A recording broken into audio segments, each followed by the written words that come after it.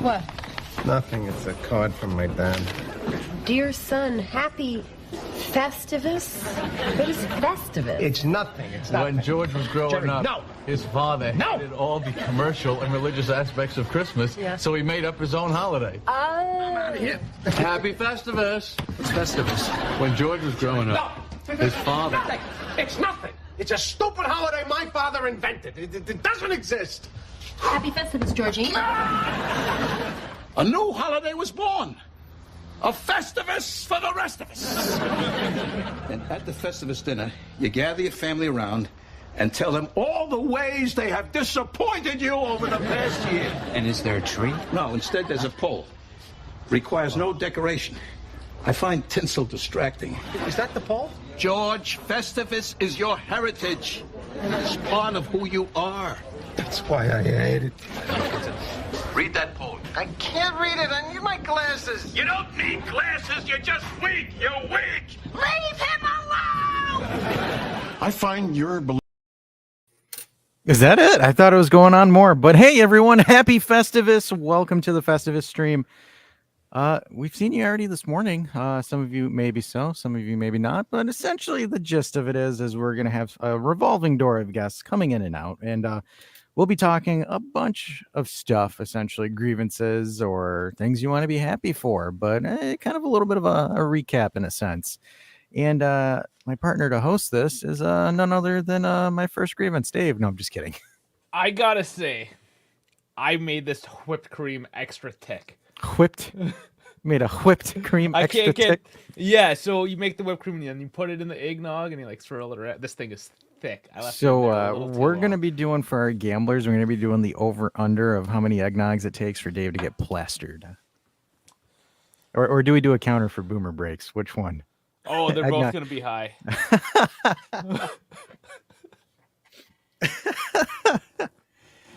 But yeah, this is going to be also, we will be throwing out the StreamYard link as well eventually for people to call into first grievance already.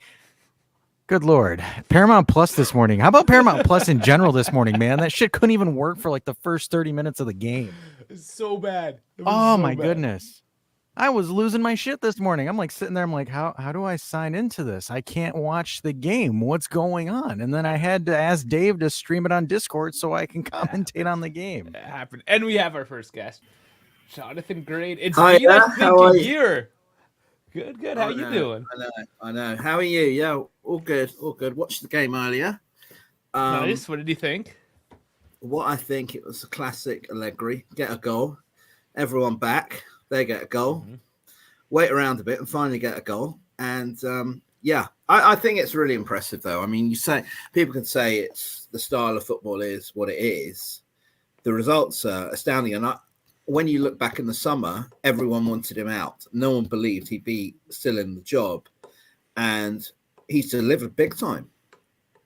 I like how you came in hot. You're like, this is how it is right now. Sorry. Y'all best believe it. I honestly think, none of us. I did not think there was a way he'd still be in a job after last year. A lot of last year has to be the points deductions has to be taken into account, and there's so much political stuff that's gone on behind the scenes, and here I'm talking about Juve being banned from Europe.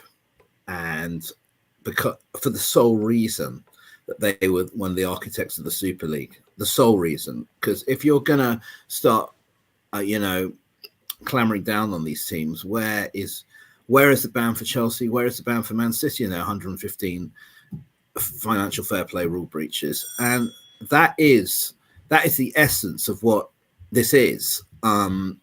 And the reason Juve aren't in Europe is solely because of their stance on the Super League and obviously this points deduction. So somebody in England is on our side. It doesn't exist. It made it to the island. I tell you, it's scandalous what happened last year. And you've got Gravina, issuing these point deductions again with no evidence, and all of a sudden he's got some job with Seferin, and funnily enough, this team that this team that was one of the architects of the Super League, the whole thing stinks. And the last week, when you've seen these English clubs put out, and I obviously read a lot on social media of what English journos say. Thank God there's no Super League. They don't need the Super League because they've got the Super League. They've got all the money. The European clubs desperately need, and I think there's going to come a point where you're going to see Bayern get interested, and you're going to see other Spanish clubs get interested. I think they're all going to have to, because this is unsustainable. It's not going to be competitive. And when these clubs go into the Super League, which is going to happen whenever, the English clubs will have no competition. They'll have none of these high-profile fixtures, and they will have to do it. It will happen eventually. I love it. I love the take. We feel the same. But people are rolling in. Well, we'll start with Samet, because Farhad is on mute currently. Samet, how you doing? What's up, he's boys? on mute too. And Farhad is not on mute. Okay, they switched roles. I'm good now. I didn't want to interrupt. Everybody, welcome. This is awesome. Yearly tradition. I'm so happy to be here. I'm stopping by. I'm a humble guest. Dash told me to zip it. We're gonna take it easy. Happy New Year. Happy holidays, everybody. I'm so proud of being to be part of this Festivus celebration. RIP Frank Costanza. Yeah. Did he die this year? When did he I die? think it was a couple of years ago. Jerry Stiller. Jerry Stiller, that's his name. I'm a huge Seinfeld. I literally just watched like 2 episodes today. So Festivus is very close to me. 2020, May 20. It's been 3 years. Jeez, there you go. And if you guys don't know, that's the old man, the dad. I guess I can pull it up here. The crazy guy in Seinfeld walking around with the pole. I think it should be working right now. You're good now. We hear you. Good, yeah. All right, perfect. That's the GOAT, the legend. Yeah, so Nice to meet you, Farhad. Nice to meet you too. Good. Jonathan, I spoke with you over Twitter for maybe a year until the boys finally the boys finally took over, and you're part of our community now. Welcome. So it's awesome to have you. Very much. I think I should tone it down a bit. I'm getting wound up by all sorts of things. No, this is good. This is exactly what we want. Literally, your hair is of a guy who is riled up right now. So like you fit the guest perfectly. You just came from the stadium, it looks like. Yeah, I came to watch my team in England, and as ever, it didn't go very well.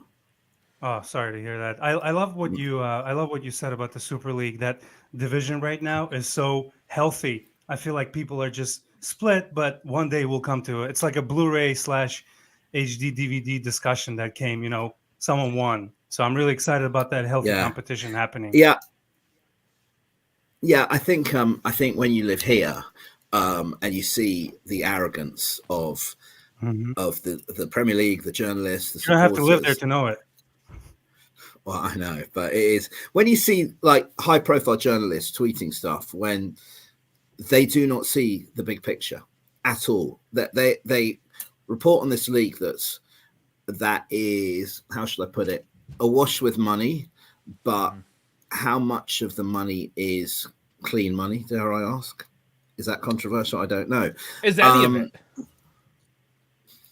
I mean, all I would say is you've got Man City sitting on 115 financial fair play charges. I'll give you an example of how corrupt the league is, which no one dares admit.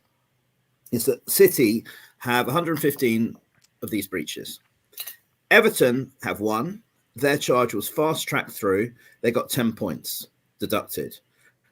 That got moved through. The Premier League are terrified of City's lawyers because they'll obviously get the best lawyers they can to get them off. But, I mean, I think a punishment for them, I think the only punishment they can get once this is proven is relegation and all their trophies taken from them. Like they did with Juve in 2006. They took 2 Scudetti from Juventus, and with zero proof, as we know.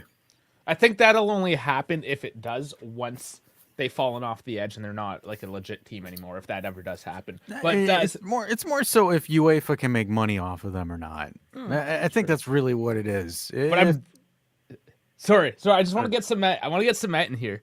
Yeah, I was going to say, speaking of breaking Premier League stands' hearts, Mr. Galatasaray sending Ten Hag on a one-way trip to home. How are you doing, buddy? We want to hear your perspective. It's not the Brits, it's not the Germans, it's the Danish that we should fear. That's my general rule in life. Doing good. Thank you for the invite, Dash, Dave. Nice to meet you, Farhad, Jonathan. Hearing some stuff. Likewise. If you want to get into conspiracies or Samir, talking about corruption, welcome to the 2000 Super League, the Turkish Super League, where we beat up referees and I saw that. And stop playing games because we don't like a decision. Yeah, that was only a couple of weeks ago. That was pretty hot for you guys, eh? That must have been just content coming out of everywhere. It's ridiculous, honestly. It's embarrassing to see what's happening. It's Jonathan was speaking about corruption, and the league is the only thing that comes to mind, honestly. With all the things that are happening, friends of presidents, politics and football should not be mixed up. And unfortunately, it is what happens, especially in countries like Turkey and probably Italy as well. And England, obviously, when the Prime Minister gets involved. But we have this great game over in England. It's called, if there's corruption in the Premier League, we do a thing called sweep it under the carpet. It's very good, and then people say, "Oh, what great league!" The Brits are good. So corruption's great. I still, and those carpets are probably like Persian from one of your faraway It enrages conquests. me. I still think one of the most Kodak moments was It Liverpool enrages versus me. It was hilarious because the VAR room was like, "Oh shit, did we restart the game? We're supposed to check that." And the guy's like, "Oh man, just go with it. Just go with it." And it's like they didn't even realize that their audio is going to get released, and then everyone saw it and they're like, "Really? Is this what this is?"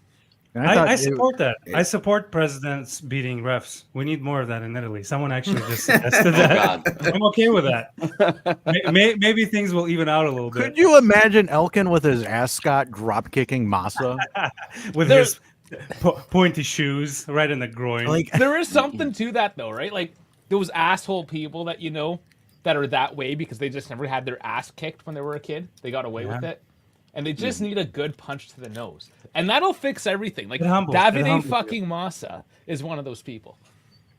Yeah, it humbles. I love this dynamic of just letting all hang out. End of the year, everyone's stressed out. We've had enough. What do you think was the worst anti-Juve ref decision this year? Because in 4 or 5 months. That happened an hour ago. This got called back. It was a handball on the field. Oh, fantastic! That's it right there. You don't even need to look that far. Exactly. Oh, I just realized. I'm sorry for the Icardi background. Oh no, Icardi's no. fine. Hey, do you want me to drop ship you Fajoli? Because I know he has a gambling addiction. He needs rehab from. Yeah, I remember that. Yeah, I mean, is he still not playing? No, not until May. He's out until May. He's not allowed to play. God.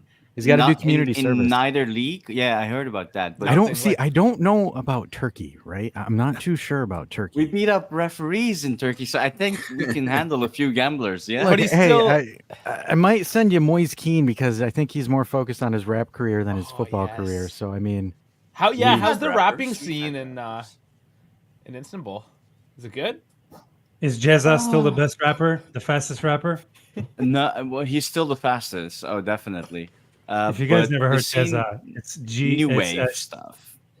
It's CEZA. This guy has the most ridiculous flow. I think that was 22. Yeah, that was 22. I have a question, though. What are we drinking? Because I understood there will be drinking involved. I have the homemade nog with the extra thick eggnog whipped cream. Yeah, we're doing an over-under. We're doing an over-under later, so... Okay. I'm going to get a glass. I have some absolutely, soju. Yeah. Drinks are optional, but recommended. Jonathan, since we have the second, we're starting a new show in January. Zach, me, and we'll have rotating guests. I'm stealing you from them. You're welcome to. I'd love to hop in. I'd love to. Awesome. Love to. Awesome. Love to. Yeah, we'll talk. And that's kind of a shameless plug because I didn't want to start, promoting it since we do have a channel. Why not promote our little show Yeah. that we're gonna do. So I'm really excited about that one. What No, kind brilliant, of what are you brilliant. drinking there? That looks exotic. Soju? Soju? It's Sake. Japanese. Sake. Soju. Oh, is it sake? Is it Okay, type of it's sake? Nice. Sake. He has a sushi Yeah. table next to him. No, it's soju. It's soju. Soju? man. So I It think looks like it's something sake. similar but It's different. I'm it's not- There we with go, I green see it. grapes. I It's see pretty it. good. Is it Awesome. carbonated? No, it's you drink it in small cups and high percentage, delicious. Drinks away like water. Honestly, It's a clear and So- colorless Korean distilled alcoholic beverage. There you go. Google. You Googled it already? Yeah, man. You I have a literally question. said- Go ahead, Jonathan. I have a question. Is it immoral to be enjoying Napoli's fall from grace so much? Oh, speaking of that, I got Immoral. something. I got a God. clip for you guys. Oh, I got a clip for you guys. This shit's hilarious. Frankie This is- thinks. This is why you love him or hate him. Jose Mourinho is an absolute gem. So this is him going to Cravo right here, saying "Basta, basta, stop being so shit." Like you can actually read his lips, Every league needs Mourinho. and he's like, "Look at it." He's like, "You talking to me?"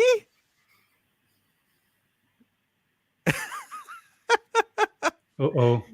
Someone's going to Roma next year. I heard Napoli's after Kerem from us.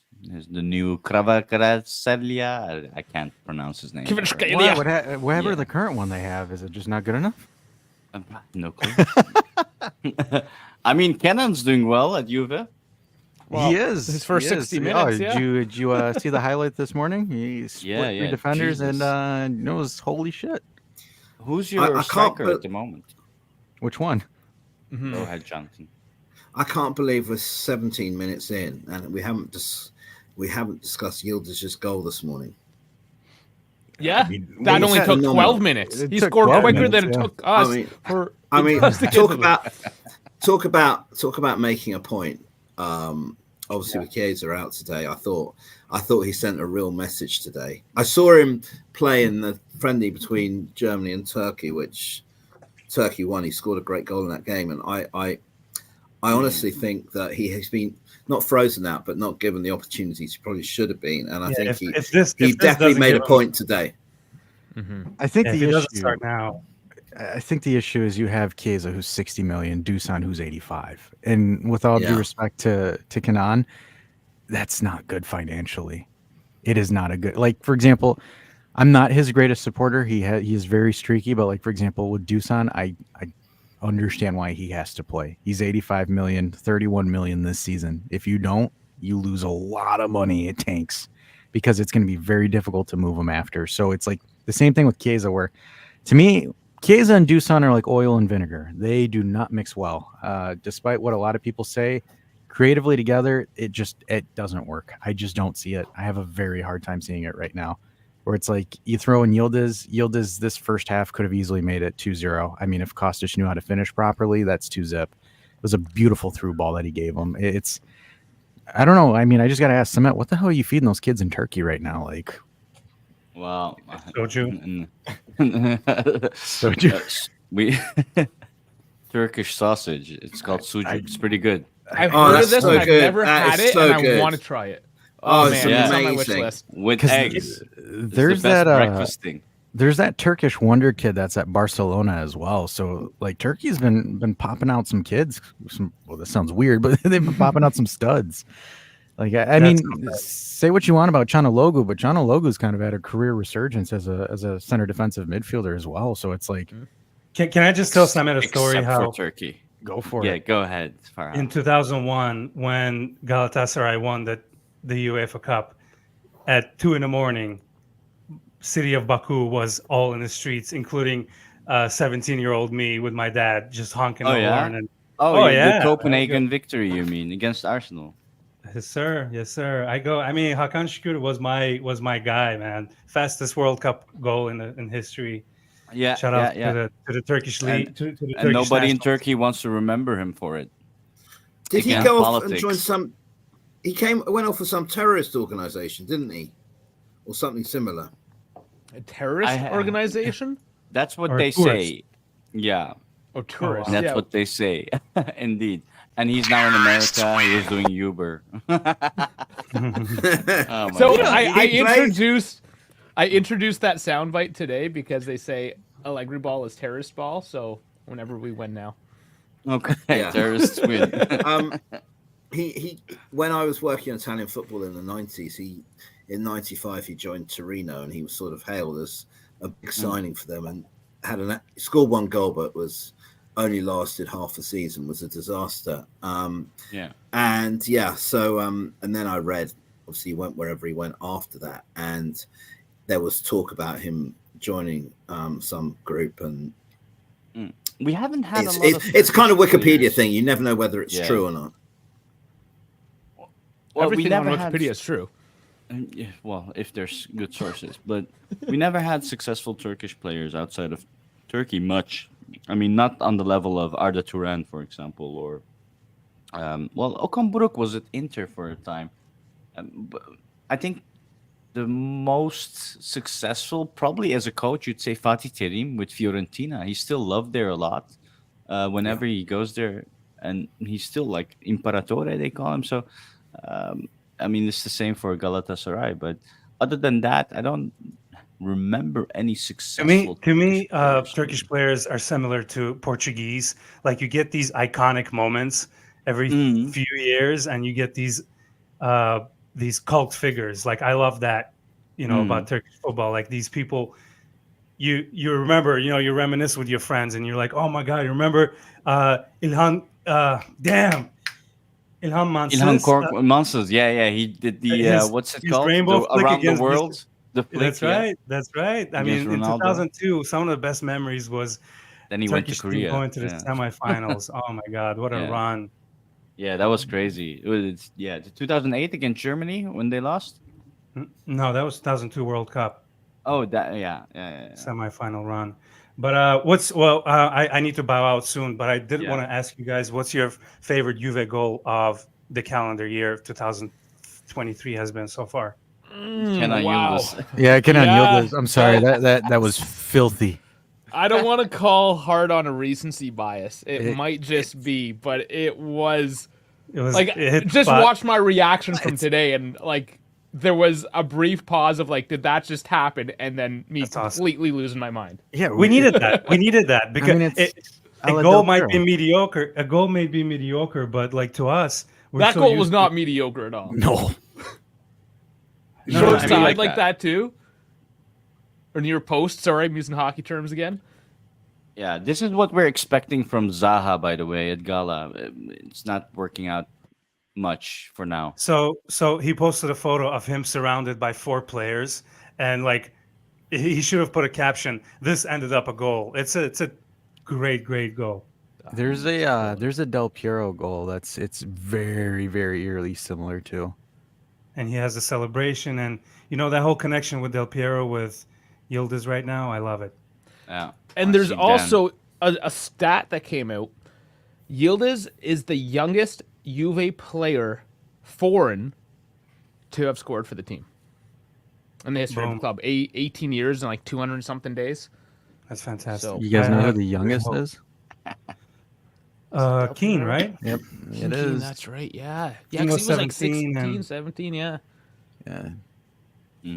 Yeah, super I young. just see By the some way- comments, by the way, about Hull City FC having a Turkish owner. Yeah, that's Fenerbahce supporter that is owning Hull City FC. Indeed, We don't like So, those guys here. No, we don't like those guys at all. No, we don't. And Dan, it's been a while. How's it going? And there's this interesting story about Arda. Indeed, I think he lost like what 13 million euros to a pyramid scheme, which they are saying that Fatih Terim was involved, and it's all cash, right? They apparently the guy went to another person that says, you know what, every €1,000,000, I'll give you 20% a year. Like that's nice. Make money with money, and he just got cash and gave it to a random guy. He Logan Pauled it.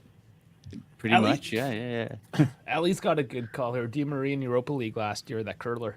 Oh yes, That is a yes. good I call. think that's true. I think it's unbelievable. That goal, I keep looking, and I'm like, the balls on the guy, like to try that, to even Like what's in your brain that the thing that I don't know what it's called when you hit the target. Like how do you even attempt that?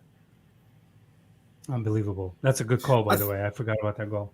I think I think not necessarily in quality, but I think in terms of drama, Gatti's goal against Monza takes some beating at sort of emotional level. Emotionally, and his yes. story, and his story. Yes. Yeah, they're and that's the thing. That's like those game shows, what do you call it? Like America's Got Talent, whatever. And they always put the person that like fought cancer and lost their mother up on stage, regardless of how bad they are. It's one of those situations. The only difference is the dude laid brick and pipe. You know what I'm saying. Fuck off. Shout outs to Dusan's one of his first goals when McKennie crossed it diagonally, and that couple of touches, and then he hits it against Lazio. That was beautiful as well. Those two Yanks worked the fuck out of the right side and delivered that ball to him, and it was a beautiful finish. Yeah. But Weah and McKennie worked it. I'm gonna say this: McKennie's player of the season right now. Hell yeah, baby. I think at this point, like I saw the Edgar Davids meme with McKennie's face on it. That is so freaking accurate. That needs to be on a shirt. Anybody, please put. Why is that not in the memes yet? I don't know. Remember, you guys tried to sell me McKennie for Gala. We did at the beginning. He's had a resurgence, and that's a good call out. Gee. That's a good call out. Yeah. Jeez, maybe we should have got him. You should have. You should have gave us Icardi. I don't know, man. Too much good food in Turkey. Yeah, we can see it from Icardi as well. He Yeah. went from large to extra large, apparently, in jersey size. That means I can wear his match worn jersey now. I love it.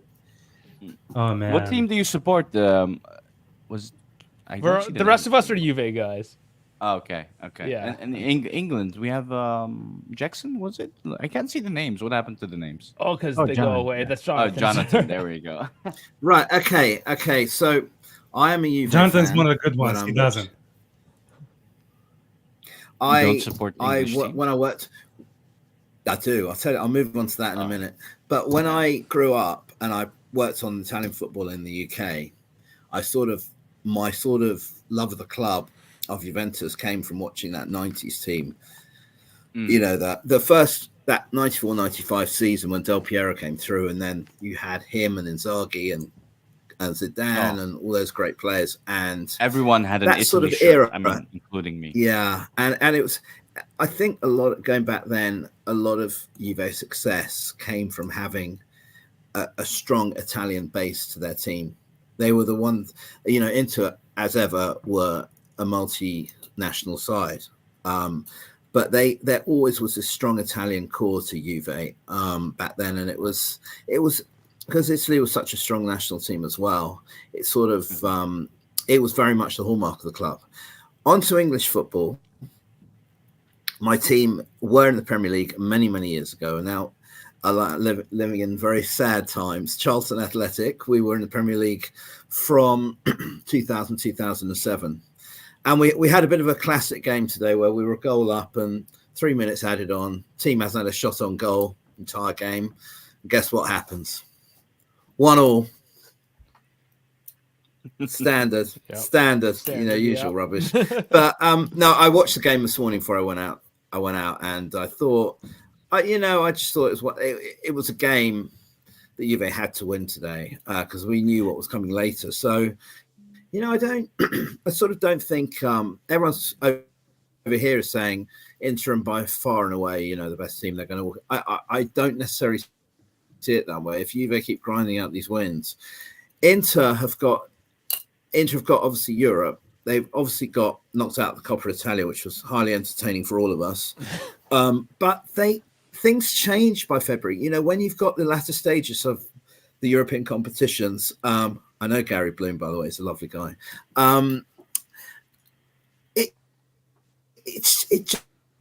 just doesn't. They won't keep winning like this the entire season, and there's going to come a point where that is going to be a huge distraction for them. And now you're seeing Lautaro out. They weren't that impressive tonight. Lecce could have had a penalty. It's just there's such a long way to go. Cold. It's going to snow. You might You get know a what I Snyder like? goal against you. Sorry, just one thing. You know what I like about English Juventini? People like Jonathan, they don't give a fuck. They love Italian football and they like die on that hill. EPL for them is trash. They know the deal. Like if you guys love Italian team, you guys really go for it. So I really appreciate those English fans because God knows you guys are in the minority. You know, They're hipsters in their own country, but everywhere else they're cool. but hipsters, they've been supporting the team since the '90s when Italian football was king and they stuck to it. The OG hipsters, the OGs. I think. I mean, go on. I think to touch on Inter, I think right now the main difference between us and them is production from their front line. Mm-hmm. I think that's really the main clear difference. I think once we're able to figure out this little square peg into a round hole with Vlahovic and Chiesa, where they're able to perform consistently and not, score 1, miss 6 in a sense, I think that's when we're going to be able to put the pedal to the metal. Because today, and I think the chat can attest to this. I was watching live when I was doing the call for the game. I was losing my shit. I lost my shit, and this was one of the few times that I have because it's excruciating when you have opportunity after opportunity and you can't do the simple fundamentals of ball and net. And it's one of the things that's really the main difference maker because same thing against Genoa. You got to put ball in net, and it just. Dash had a hard time today. I was really pissed off. What's up, Giovanni? Yeah, let's get Gio in here. What's going on? Giovanni told me he's sick with COVID. He looks like crap, but he did want to participate. Giovanni is the speaking of OGs, man. What's up, buddy? What's up, Gio? Just saw him last week for the birthday celebration. I think you're muted, dude. He's muted. He might be getting a drink. Yeah, he didn't want to be seen on camera. He's one of those. But yeah, Giovanni and I, we did the podcast together a few years ago. He's gotten busy, but he's a little more relaxed now. So he's been popping up here and there. So it's always fun to have him on. What's up, dude? Oh, he's setting up his headphones right now. Oh my goodness. Okay, so Ellie's asking, do you think we made a favor to Inter by targeting Lukaku? Yeah, they didn't miss a step with Thuram at all. And they got him a lot cheaper too. But by how much, right? Because Lukaku's doing pretty well. Yeah, Roma won that one. It would be hard to say for sure. Fact of the matter is now Roma and Inter both have world-class strikers to compete. Granted, he is a dry loan to Roma, so he's not going to stay there for the extended future. But yeah, but Chelsea, who knows?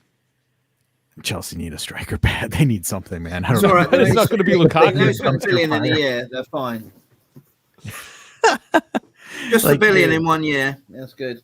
Carry on, chaps. No dodginess in the Premier League. Of course not. They're a dumpster fire. But I do think though, I think the main concern right now for us is it's a makeshift midfield, but I think, and this is breaking news as well, so I'm not too thrilled about the Roma match because Alexandro, Locatelli, McKennie all have knocks.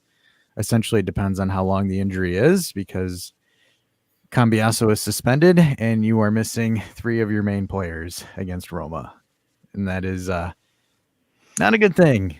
And but that's also when you kind of step up. So maybe it depends which Roma you get as well. Like if you get more terroristy ball than terrorist ball, Mourinho. Is there levels? Nothing gets past that wall of terrorism. There's nothing you can do. And if Dusan doesn't show up again, for instance. Well, I compare terrorist ball when they compared Mourinho with Allegri, and I got a text message from our friend Johnny Casket, who was a guest as well sometimes. He was like, I was laughing.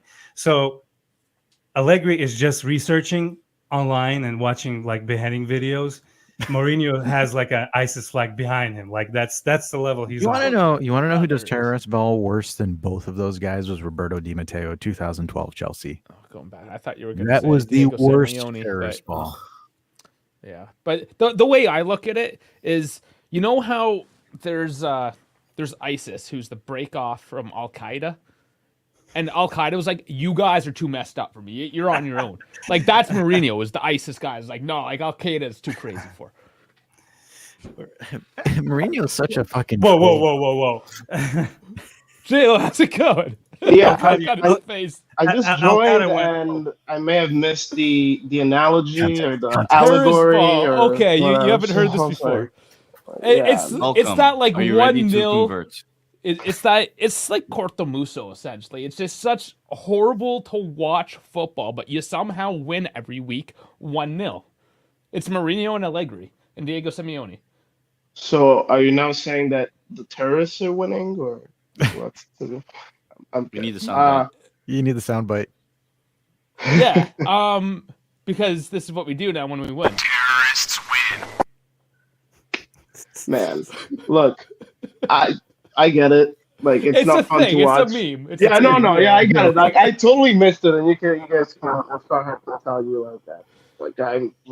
I just use the internet for what most guys use it for: email, work, and Porn. only that. And porn? So I have no idea what these memes are. So I totally missed that one. But now I'm educated. Thank you guys. Yeah, no problem. But yeah, how you doing? There's a kind of an awkward entrance. You got let the door hit yourself on the way. I was just like I walked in and I was like terrorist ball and ISIS and I was like.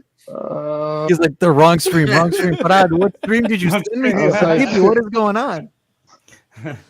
Oh man, yeah. So I mean, We're just fawning. We're just fawning over Yildiz and his ability to score an amazing goal, and he's the future number 10 and all that. Did you watch the game? I did. I was up very early and I was like, oh, you know what? It's a 5:30 game. I was literally up at 5:24. Is he being used as a 10? Yes, he got used as a 10 today. I think he's just moving, wherever there's space and with just like freedom to just roam. It was a nice goal. I mean, for how old is he? 17, 18? I don't know. For him to just feel the confidence to just take on defenders like that and just take a shot, good. I don't think there's anybody on the team that does that. Maybe Chiesa, But that's kudos to him. Nice goal. Good. He's gonna build up trust in the season, hopefully. So, Samet, what do you guys use Yildiz in Turkey for? Because Striker. Striker, straight up 9. Yeah. We're missing that position quite a lot. Actually, we have enough wingers, a few 10s, and a very shit Hakan Çalhanoğlu for the Turkish national team. Actually. So he for some disappoints. reason. He does well for Inter, but not oh my for the god, national he's team, so. I wouldn't want him for Galatasaray. People have been talking about that. He is a Galatasaray fan, but I feel like at Inter he's being carried by players around him. That's why he's got Barella. Well, yeah, I mean, he has like, for example, Mkhitaryan, which is the Armenian Sami Khedira, prime Sami Khedira, as well as Barella, who it's almost like essentially that Inter midfield is you take Chanaloglu and you put 2 Khediras next to him.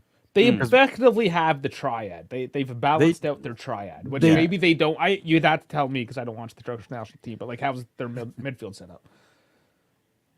Honestly, it's been changed a lot lately because we have a new coach, Montella, an Italian actually, which came in and he's doing God's work.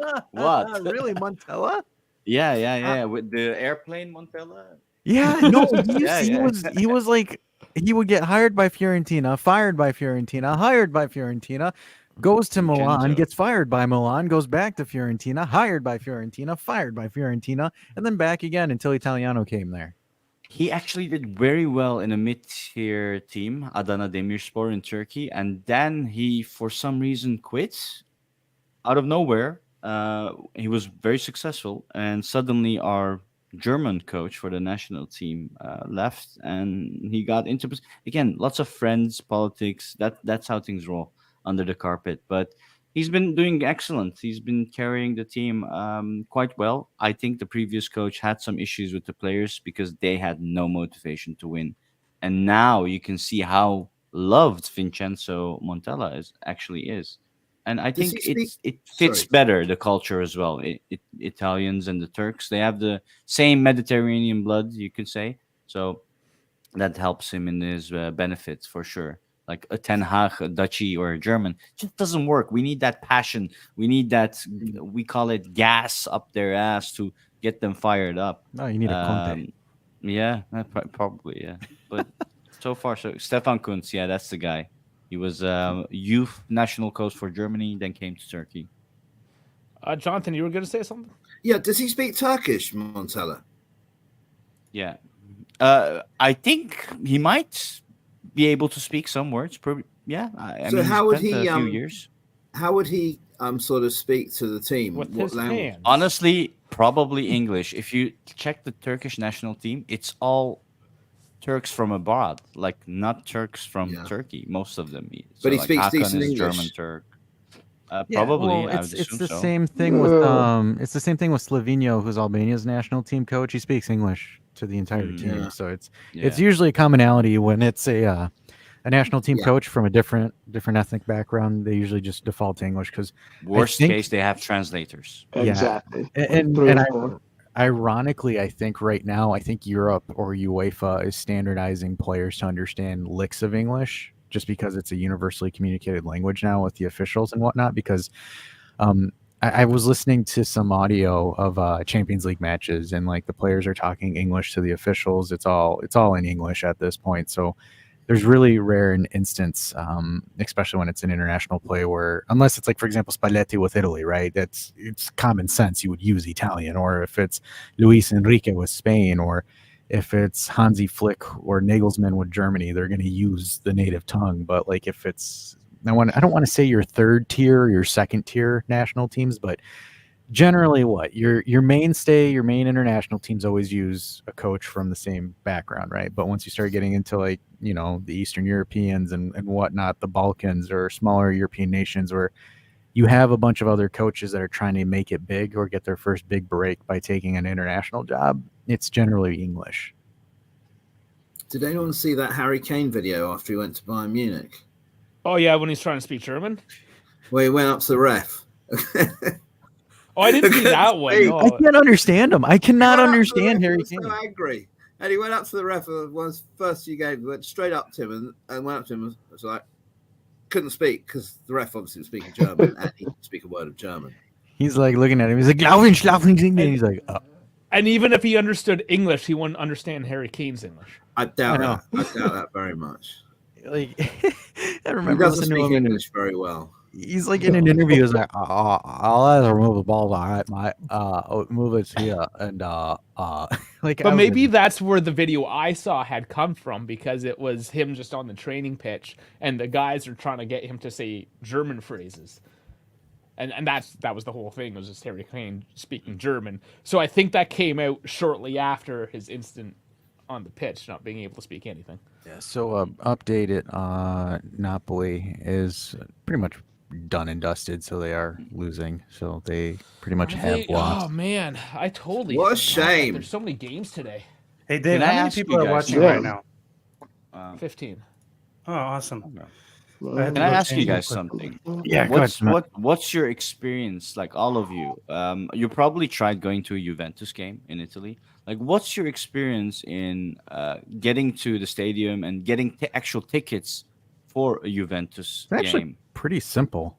at home or Around 10. away? Even away is also. Oh, I haven't gone away. I did away this past time. Yeah, you went to Empoli, and you got. Yeah, it was in funny September. because you did yours last minute notice too, and you're able to find them. I used a what's it called now? It was a scalping Google. site. I paid 400 Canadian for 2 tickets in Empoli, which Oh is my a god. trash stadium. Jesus.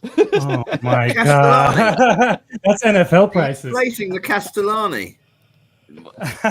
You saw I'll Dirk. tell- Didn't you see I'll Dirk? tell you guys this. I was at You got Copenhagen. fleeced, man. That's a lot. I was at Copenhagen, and away tickets with the away tribune for Galatasaray went up to 1,200 euros. Oh my Oh, lord. wow. Mm. Yeah, if we won, we would have gone through the Champions League round of 16. Yeah, I would feel so bad if I paid 1,200 and lost 1-0 to Copenhagen. I was there at a bar in the end. I didn't even get to go to the stadium because of these scalpers and fucking organized mafia, I call them. But You never know. didn't UEFA say it's for the people? It's free. Earn it on the pitch. It's for the fans, right? That's why they price Yeah, people sure. out. Yeah, bring on the Super League, man. Oh, if it's wow, gonna be 2-0. cheaper. Hey, Oh, Dash. wow. Dash, who scored? I know. I can't Yeah, wait. Here we Lukaku go, just guys. the You guys want to last see minute. this? Lukaku. Last minute banger from this guy. You just wake up and then your heart is just pumping. Boom, boom, boom, boom, boom, boom, boom, boom. Yeah, so those moments are crazy. There we go. Lukaku? Jesus. That is Lukaku, Calvin When I Klein woke up commercial. today, I didn't know I was going to see Lukaku in underwear, but here we are. Showbiz, baby. It was when he went back to Chelsea. They were using him for like promotional for Calvin Klein and just some random shit. So I've been using it now every time he scores a goal. When I wake up, I have a boner, and that's protecting my Calvin Kleins. Boys, can I just have the floor for like 1 Go minute? for it. And There are I'm your gonna go. agreements. Do it. You can see I got dressed family dinner. If I'm late, I am cut Like out of this family, such a so I need dad to sweater. Oh man. Enjoy, leave. mate. I'm cardigan daddy, baby. I'm You cardigan are Looking daddy. cardigan smart, daddy. Farhad. Looking smart. Thank you, sir. Thank you, sir. This past year has been awesome. You can see by the comments and everyone joining that these boys are doing an awesome job. Dave, Dash, everyone involved. You guys have created what we had in mind. So let's keep going stronger in 2024. Kobe Bryant year. Always, we're gonna do everything Mamba style. Thanks to all the listeners. I know you guys created an awesome community here. So shameless plug, like I said, in January, I want to start doing one with Zach, a little bit of a more relaxed show, less about tactics and Juve, but we're going to talk about Juve life and other topics as well. It doesn't have to be just Juve, but we'll talk about history and funny events and stuff that happened on this day. There's no direction. We'll just have fun and we'll create our own little community there, and hopefully people will discover shows and we'll keep the channel growing. I'm really excited about it. Thanks, boys. Thank you. Happy New Year. Happy New See Year. ya. Happy New Year, Festivus Farhad. and Christmas and all of us. Enjoy. Happy Thank you. Halloween. Thank you, boys. All right. Now it's really about the rest of us. How much is Farhad paying you, Dash and Dave? Nothing. Did I see Osman's been sent off? He did. Yeah. Red card. Wow. Great way to celebrate a new deal. He had the 130 million release clause. He's gone next year. He's out of here. He's gone next year for sure. The question is where? Something. Who cares? Probably EPL. He's Nigerian, so likely EPL. They've got the money. They'll just So is this Chelsea, okay? right? Didn't somebody say Chelsea needs a striker or something like that? Yep. Speaking of off the rails, that Lukaku video made me think of this Do you own commercial. a pair of this? No, I was about to ask Jonathan. Do you know the support shorts that Wilfried Zaha commercialized? I have for? never heard of these. I mean, what are well- support shorts? They support your dick, clearly. I'm not a fan of Wilfried Zaha. I'm afraid to tell you all, because he played for many years for our rivals, Crystal Palace. But how about And his package? He's what we eloquently described as a diving fucking cheat. But I was pleased to see him that's the one way leave putting there. it. I'm pleased to see him leave them and better himself by going to Galatasaray. Has he not been playing well? Statistically, he's all right, but I think he's been playing while still injured, not 100% yet. So he hasn't been showing what everyone is expecting. He's been losing a lot of balls lately. How does he lose his balls when they're packed into a thing like that? That's a good question. That's a good question. That's nuts. Yeah. I don't know what's happening over there. I want less things touching that area, not more. It's pretty grim. But he was at Palace he's from that area, and he was there all the way through. And there were always a lot of clubs interested in him. There was always talk in transfer windows that he's going to go to Chelsea or Spurs or wherever. And then finally he made the move, and it was obviously quite a big move for him, playing for, a very big club. Champions League. Never played for Champions League, and he did in his first game. He did score a banger at Old Trafford against Manchester, where he played before, right? Yeah, he did. So, and wasn't really wanted. So that was a nice thing for him. Very happy. Yeah. But yeah, it wasn't a move I was actually expecting. I thought if he was going to leave there, he'd go to another Premier League club, possibly in London. But yeah, I mean, you gotta. But you in London, Jonathan? Yeah. And you support Charlton, yeah? Regrettably. Yeah, no, we're in the third division, and not doing very well, but mid-table. It's just standard every week. So that picture behind me, was taken at the Stadio delle Alpi in 2003. Nice. It was the final home game of the year against Perugia, where Juve won the title. We took a big picture, and it was a fantastic day. And it was again another season with Juve and Inter dropped points at home, and Juve won it that day. And that was sort of when Lippi went back. It was the second season when Lippi went back. He won titles in the first 2 seasons. So I got a framed picture of that day. That's a pretty cool picture. Nice, for sure. Did any of you go to the old stadium? No, did not. Unfortunately, it was very. It could be amazing or awful because it was the way they designed it. They built a running track. Yeah, as most Italian stadia do. Yeah, I hate those kind of stadiums, honestly. Yeah, they built a running track, but what they didn't realize was A, the running track didn't meet athletic specifications, and B, they could never sell the front 3 rows of the lower tier because the seats were below the athletics track. But when it was packed there, the atmosphere was explosive. I went to quite a few games where it was pretty much sold out, and it was very atmospheric. But there was this argument that it was way out of town, and that's why fans didn't go there. But it's the same site where the new stadium is, so that's not true. I did go there, so I did spend a day or 2 days in Torino, and I didn't catch a game there, but I did go to the stadium, and it really wasn't that bad. And I was like pretty much city center where I was staying. Yeah, no, it was when there weren't particularly great games, or if it was a really unattractive fixture, the tendencies definitely went down year on year. But when it sold out, it was a totally different atmosphere. You get so many people, yeah.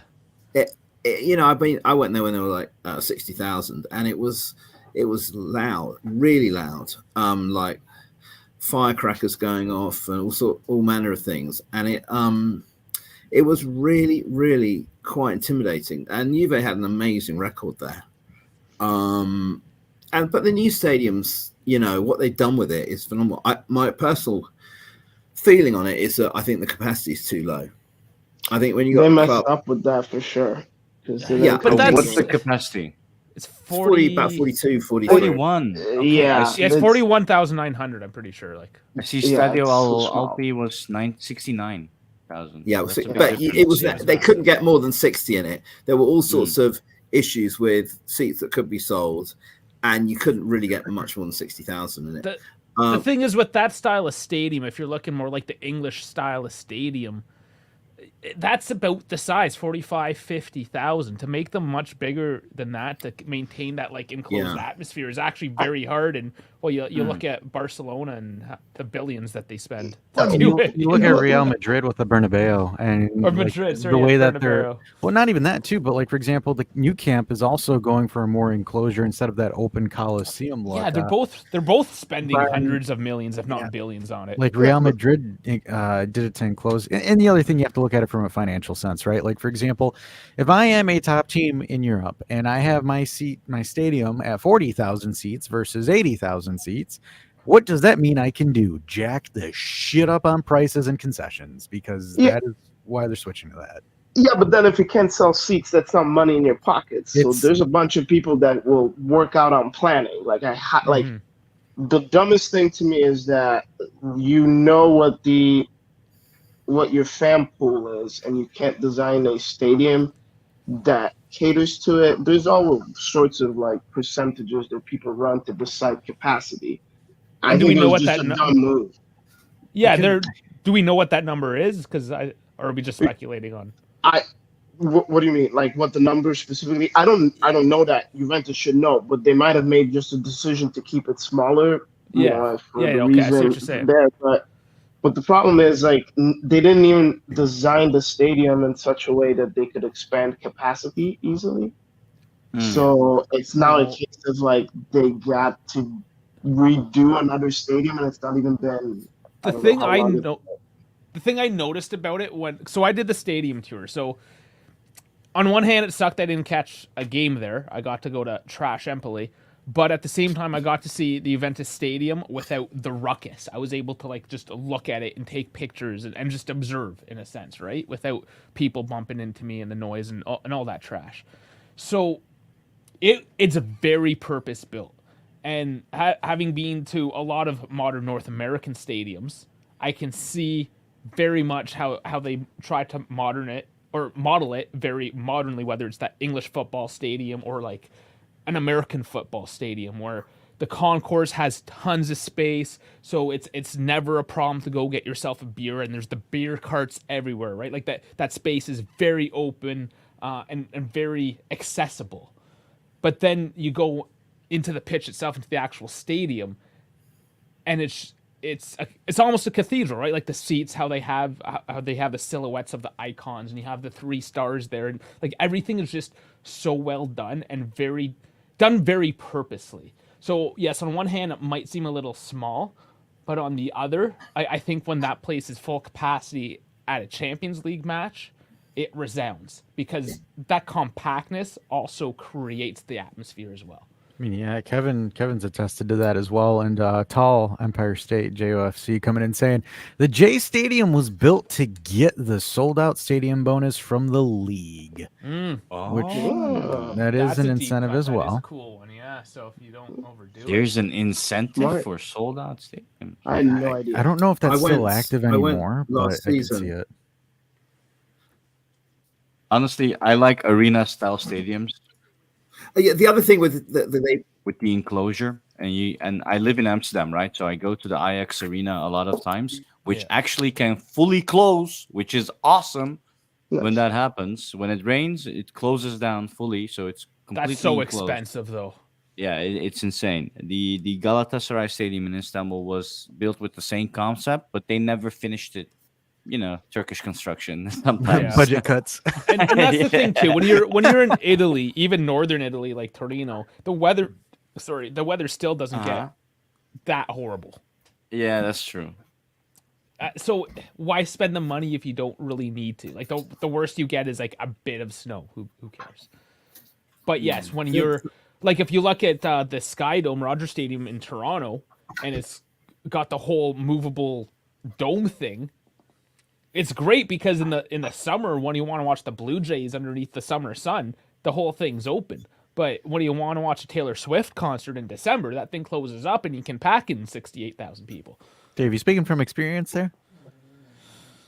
I mean, I actually saw Taylor Swift at the arena, not the stadium.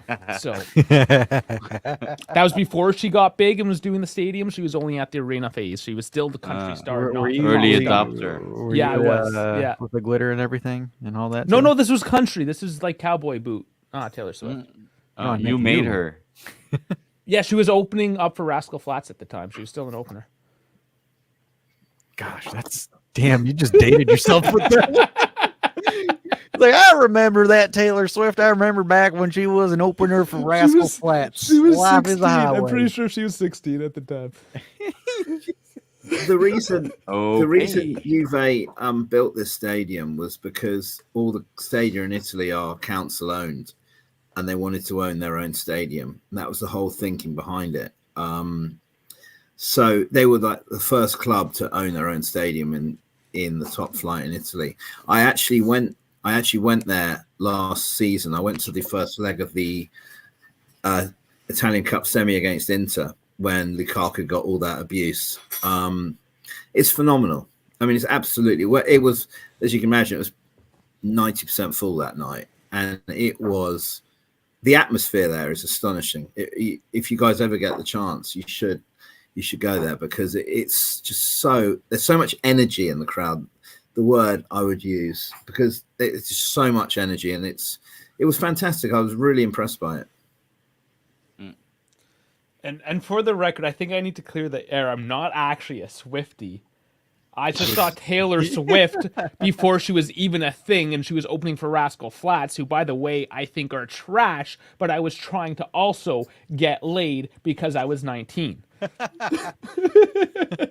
And the question is, did Yes, you get I successful? did. Yes, I was successful in this attempt. He worked. So fuck you guys. Oh, I'll drink on that.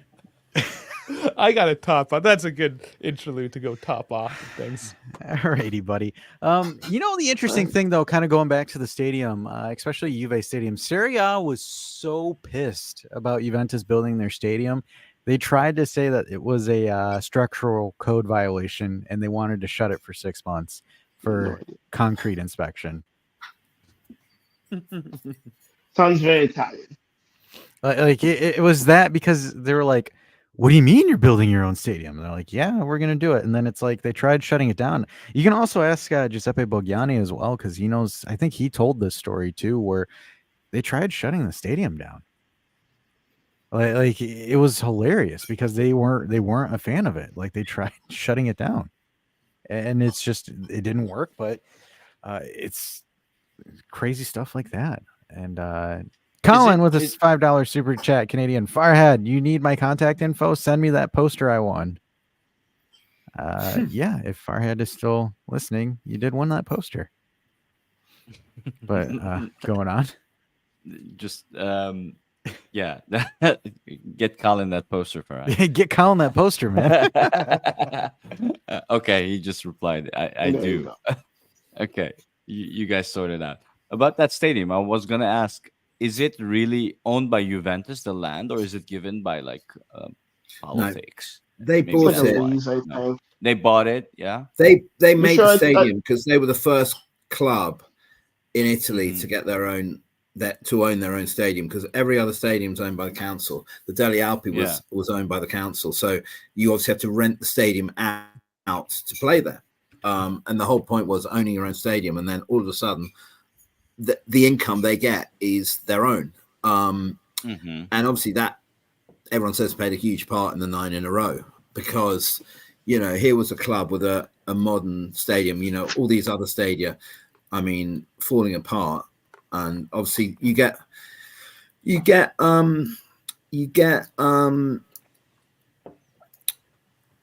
financially it's way more viable, obviously, because the cost of building a stadium is massively outweighed by getting 40,000 through the gate every home game and charging exorbitant prices while you're at it.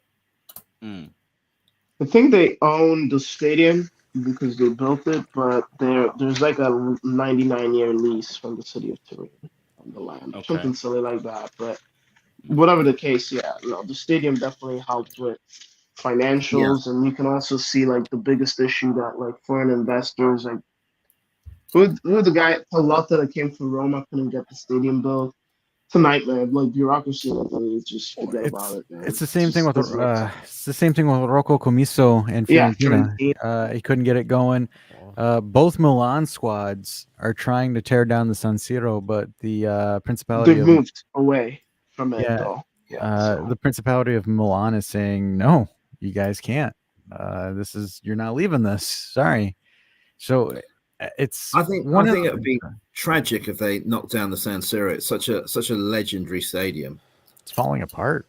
Yeah, I know it's falling apart. It's not viable. Like it's 100 years old. Like they said that they were going to keep the colonnades and all those things. I think it's just a matter of like bringing the infrastructure into the new millennia with people forget that the business of soccer is just entertainment for Italy, and if you can't entertain people properly at the stadium, you can't make money. It's a whole big issue there. So I have no idea why, whether it's local municipalities or the Italian government, like keep creating issues. But it's all of them, and I think that's the problem, is that it's all levels. You have stadiums that are 100 years old, great, but if they can't work for modern entertainment, then what are you doing? Yeah, fix up the Coliseum, keep that one around. That's cool. Yeah. The San Siro, not they built it in 1990 though. that stadium San was. Siro. I know it's different, but they built. No, the actual. I'm talking about the They actual Coliseum. rehabbed it for Can you fit a Italy football 90, field on but in the it's been Colosseum? around. Mm, Can you fit a Yeah. field on the Colosseum? Fit a field? Oh, like the actual. Oh, Football probably field. not. You can murder a whole bunch of slaves. Mm. What? That for sure. We're talking about the Coliseum. Like that's what I'm saying. Like Italy's got this thing with history, and I get it. There's so much amazing history on the peninsula that yes, San Siro, in terms of the footballing world and how old it is, 150ish years old, it's iconic. Yes, but in a country when you have the Coliseum, or in Milan, Il Duomo, like okay, it's a soccer pitch. You can move on from that. If people are going to die by watching football, you should probably move on from that. That's the Diego Armando Maradona. Yes. Yeah, if you go into Which that will never stadium, get knocked down because of the name now. yeah, absolutely. I mean, it's like you sit there; it's just only a matter of time before you just fall through completely. No, I'm not talking about the. I'm talking about the Roman Colosseum. Which Colosseum are you guys thinking I'm talking about? Oh, is this Roman Empire meme thing all over again? I want to know what that is. I keep hearing that everyone's like, a guy sits there and thinks about the Roman Empire once a day. I have never thought of it. It's stupid. It's like how is that a thing? Okay, because it's so iconic, such a big thing, the Roman Empire. And for a history nerd like me, and just because I'm a Westerner, I like the Western history more so. Roman being the big one, also being Italian, it makes sense that the Roman legions are on my mind frequently. If anything, Samet and I are sitting there thinking of the Ottomans. If anything, no. Yeah, well, that's your thing, though. That's your thing. Like, if anything, am I right, Samet? Like, yeah. Well, I don't know. Jonathan's probably thinking of all the colonies of He's like the those British. fucking Canadians. I've been in the Coliseum. Has anyone been in the Coliseum? I have, yeah. No, It's amazing. It is remarkable. cool. It's so It's cool. remarkable. It really is. Again, I want to ask you guys another thing. So Juventus obviously is having a good run this season, where they had less good runs the past years. But in general, how do you feel the fans are? Like, do you notice like these success supporters suddenly being there as well, or do you feel like it's always 41,000 fans filling the stadium? You know, no matter what position you are in. Like, what's your view on that? So I'd like to know. I can touch on this one. So Juve, the club itself, made an agreement with their ultras, which is like their hardcore fans. Yeah. For the past few years, Juve had like restrictions and bans, and like you can't bring this, you can't do this. For them, so the stadium atmosphere was really, really dull for the past essentially after the first season of Ronaldo, and then obviously with COVID and all that shit. But prior to the Turin derby, the derby against Torino, they signed an agreement where hey, you can bring flags, you can bring banners, you can bring drums, you can bring in microphones, and you can bring all this other shit. Bring like banners and stuff. What? No, they outlawed it. So what happened was in 2016, 2017, there was a little bit of a. So there were drug runners in the ultra groups, like mafioso, like they were selling tickets, essentially holding the club hostage for tickets, saying, hey, if you don't give us a discount, we'll do some shit in the stadium. Because like, for example, say that like, an ultra gets busted dealing coke in the Allianz, like Juve is going to get fined for that, right? Like it's stuff like that. So they were going to do that per se. So they banned a lot of things. Like they said, you can't do this. You have to bring in this. You got to do this. And then also coupled by Agnelli wanting to do more of a family oriented, like an American stadium structure. Like if you ever gone to a sports event in America, it's like you got a DJ blaring music. There's not really ultras in the United States, right? It's just kind of like, washed up 40-year-old beer gut dads that still think that they can play sports like that. I mean, that's kind of like the definition of a U.S. sports game. Yo, watch me throw this football over the house. It's like, bro, watch out, man. You knocking my pint of Miller Lite down. We about to scrap. No, but so Juve formed an agreement with the ultra groups, or I don't want to be too specific with the names because I could be wrong, but if you look at like the stadium now, home games are pretty intense for Juve as of recent. It's getting better. I think also with the events or with the the results as well. It's getting there, but it's just Juve it was a colossal just shit pie of things where now it's starting to go in a better trajectory because like the issue is we had a lot of Ronaldo fanboys that came in as well too with the influx of Cristiano Ronaldo. So some of them just kind of hanging out still and just kind of talking trash and all that other stuff. And right now, I think the fan base is kind of jaded. You have like three groups, I want to say. You have like the normal folk that are just kind of like, hey, we're at where we're at. We can do better. We can go, we can do X, Y, and Z. You have the Allegri out stands that, whatever they say, whatever you talk to them or whatever the conversation is with them, they're the ones that have the old Netflix Allegri out with the red letters, that stupid image that was trending all of last season. And then you have they're pretty much the Allegri out / Dusan Chiesa stands where like those two could not do anything wrong in their eyes. It's everything else besides those guys. So it's pretty much that's kind of like how the fan base is really kind of divided in right now currently. And when was the last time you had like tifos like in the stadium? We did get them back. We did get them back. Oh, yeah? It's called tifos ultras. That's what we call them. No, tifo literally just means fan in Italian. Yeah. Ah, okay. Tifosi, and tifo is just the shortened version. Yeah. Tifosi. There's my half-assed Italian lesson for the day. We learned something. We learned something new. Oh man, Jill, you've been quiet. Yeah, sorry, no, I just dropped in and just a little bit under the weather. So that's right. I was able to just catch the game. Get well soon, Gio. Where are you from? Thank you.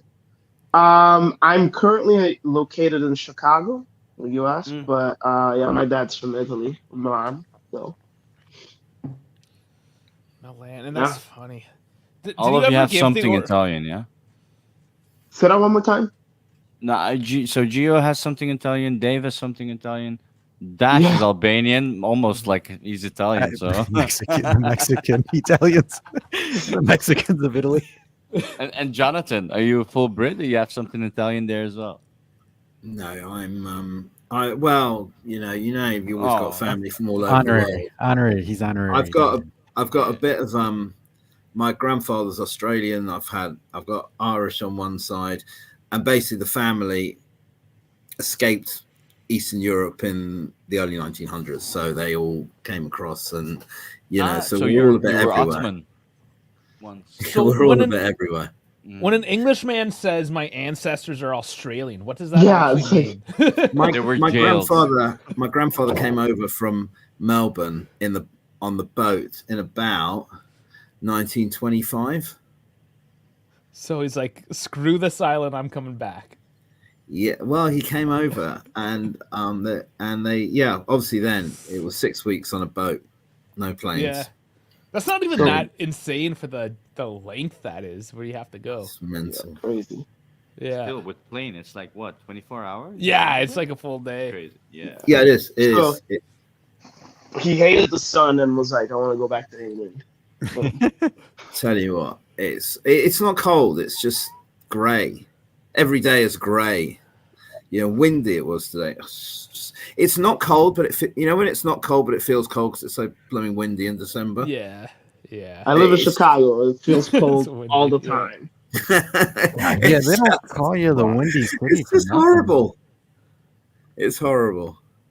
But we had one really cold week, but other than that, it's just been pretty miserable, really. What's it like in Canada at the moment? Is it -20 or something awful?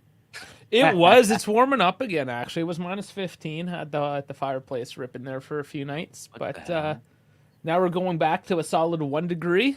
Nice and sunny. Can't wait. Is this Celsius or Fahrenheit? Sorry, Celsius. You guys threw me off when you said -15. I was like, what? Nobody knows what that stuff means. No, I hear it. Like, it took me a while to switch over to Fahrenheit once I moved here, and then I was like, now I'm completely lost. But I got you. I still don't know what Fahrenheit is, man. No, you shouldn't. You unless you move to the U.S., it's completely vestigial in its use. It's dumb. So don't worry about it. And feet, like we got centimeters and meters, I agree with that as well. Yeah, We have Festivus one's feet, hard. and we have miles as well over here. We Yeah, have stones as well, right? stones as well. Yeah, What the England's a hell? funny one. You guys are all over the place. Yeah, Yeah, a but mixture of both. no, but Yeah, they don't drive forget left as well. we've turned the clock back 90 years with Brexit. So one Oh day we'll God. catch up. It's probably just the grudge we have with France because they made the metric system. You're like, you know what, guys? Screw you, you Frenchmen. We're gonna use stone. What the fuck's a stone? Who cares? Made it up. Our own measurement. Because fuck you, France. Yeah, it's a bit messed up. It's a bit How, messed up. what is a stone? Like, what's the equivalent? Like 14 pounds, like even kilos. What Depends is a on how stone big even? the stone is, right? Is it a metric stone or an imperial stone? Hold it there. It's Okay, we gotta 6.35 Google it. It's 6.35 kilograms. Okay. 6.35 kilos, so about Stone is 14 6 kilos. pounds. Okay. Yeah, so I'm pretty sure somebody just picked up a big old stone one day and weighed it. It's like that. It's that weird. It's a that's weird it. name to have for a I measurement. think it's just because they're using a stone to measure something. Like, Yeah. you're just like, plop that there. But so let's kind of keep it a little bit footy related here. So is there any grievances or any things that you guys want to stipulate out there? Like something Oh, that this I have season a you want to rant. rant on? Go for Oh it. yeah. Oh God. I don't know. How should I start this? So, as you might see, I'm a big supporter of Galatasaray, and I have a season card. For 3 years now. I have a seat at the Ultras, and I try to go whenever I can. It's an airplane away, 2.5 hours, and yeah, about 100 euros. So, the joys of being in Europe. So I can fly in back and forth It's and pick up amazing. a game. That Yeah. is So amazing. Manchester United, been there. Bayern at home, been there. But I also want to go to away games, which I tried. I was in Copenhagen, but tickets, oh my God, it's a big scam. It's an organized scam. Like, luckily, I have a season ticket, so easy peasy for me. I just go in there. It's like 350 euros, but for the games, what they're asking on the black market is like 100, 150. Like I said, away games, how that works is Galatasaray, the club, has an agreement with the Ultras. They say, we're playing in Copenhagen. There are 1,500 seats available. There you go, Ultras. Go and support our lads over there and sell it. And the tickets cost 30 euros each from via the Ultras.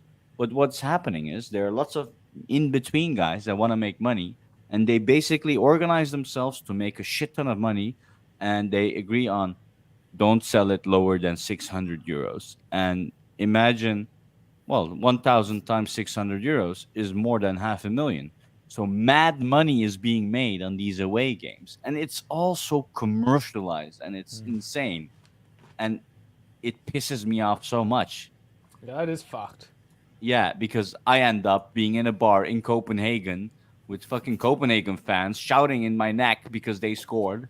Instead of me being there supporting my team. So Yeah, that was a bad yeah, night for you, I imagine. yeah, not These ticket agencies are an absolute scam, though. You know, when it was the announced that, Diagos and stuff. Yeah. you know, when it was announced that Federer was going to retire, there was a tournament he was playing in London, and there was one event he was going to be playing as his last tournament. So I went on one of the ticket websites and I said, I saw what it was going for. So they were like £150 each. So I thought, you know what, Federer's last ever match, I'll get the tickets. So then I bid for the tickets. They said your tickets have been authorized. You'll get an email closer to the time with your like QR code and your seat numbers, blah blah blah. I get an email the next morning saying your tickets are no longer available because they've upped the price to £1,000, and they just took the tickets away from me. I know. I was insane. just Do terrible. you have to be like a Masters an issue like that? Yeah. For Juve tickets? Do you have to be like a club member or like do you need a membership to buy cards? That's usually You don't need to, but if you buy directly from them, you have to. And then But for through away secondary games, it's market, always yeah. Away games, it's going to be difficult to yeah. Depending where you are. Like, I didn't know what to expect in Empoli, and I was asking Kevin, who has tickets for Event Stadium there, lives in Torino. he didn't know because he only ever really went to the big. He went to a couple away games, but you can organize that ahead of time. When you go in a day before, like I did, you just don't know what to expect. Like, are you gonna get shanked in the alleys? Nobody knows. Turns out nobody gives a fuck about Empoli, and there was more Juve fans there than Empoli fans. So it was perfectly safe. I got lucky, right? But Were I didn't you in know the that. away seats or with the Empoli fans? No, I was with Juve fans. Okay. Yeah. So, like, I went and I was with my wife, and I mean, she can handle herself, but I didn't necessarily want to just take her on this Italian vacation and then get shanked in Empoli. But it turned out completely all right. I got a couple funny looks when I stopped for gelato in the afternoon with my Juve hat on, but they can go fuck themselves. Yeah. Like, for example, if I would go to Torino and I want to get to a home game of Juve, I want to buy it from Juve directly, the club themselves. Yeah. Not some black market fat dude. Yeah, you can do that. That's what I did. I need to be a member, right? Because they when I went to the Inter game in April, they obviously tickets go on sale on such and such date, and they're kept for whatever season ticket holders or whatever. How it's sort of levels of sort of support, and I just chose some sort of family membership, whatever it was, paid a little bit of money for it. Yeah. And they then said tickets for that group will be on sale on such and such a date. So I got the tickets, but I had to take out some sort of membership to be at that point, so I would get tickets. But they are expensive. I mean, it was over €100. So it's, but it is what it is. By the time you get to that point, there wasn't so much availability, so I had to sort of be I didn't have many options as to where I was going to sit. And actually, where I sat, which really surprised me, I was on the side the players come out of, the main camera side, and That's pretty good. Yeah. I was on the second level, but I thought, I'll go in the front row. There were seats in row 8, so I thought I'd get 2 tickets. And when you sit down, there's this like big perspex barrier in front of you, which blocks off quite a lot of the pitch. So I'd obviously go further back if I went again. But it was amazing. I mean, the seats are amazing. The whole stadium is phenomenal. It's just everything's so slick and so modern, and it's brilliant. Okay, if you guys ever go to Istanbul, give me a call. I'll hook you up for gala tickets or something. Oh, that sounds awesome. That would be amazing. Yeah, the atmosphere there is crazy. I remember when Juve got knocked out of the Champions League. Yeah, Galatasaray. Cold, snowy night. Snowy. It was not a great, year, but whatever. I went on a job. The atmosphere was amazing. I went on a job to Ankara. Oh yeah. So God. I had to fly to Istanbul and then change to get another plane to Ankara. Okay, that's the team, by the way, that hit the coach. No one spoke a word of English in Ankara. That's very inside. It's like but that's the capital, very inner isn't it? Turkey. It is like the political capital. Not Istanbul's like the metropole of Turkey. So you'll be fine in English with English there. But Ankara is like, they're a bit like farmers. I don't want to offend anyone, but I don't know how to. They're Turkish rednecks. Is that what you're trying to say? Pretty much. Yeah. No, that's exactly. Yeah, it's like it's like going to Texas. Yeah, it's like going to Texas.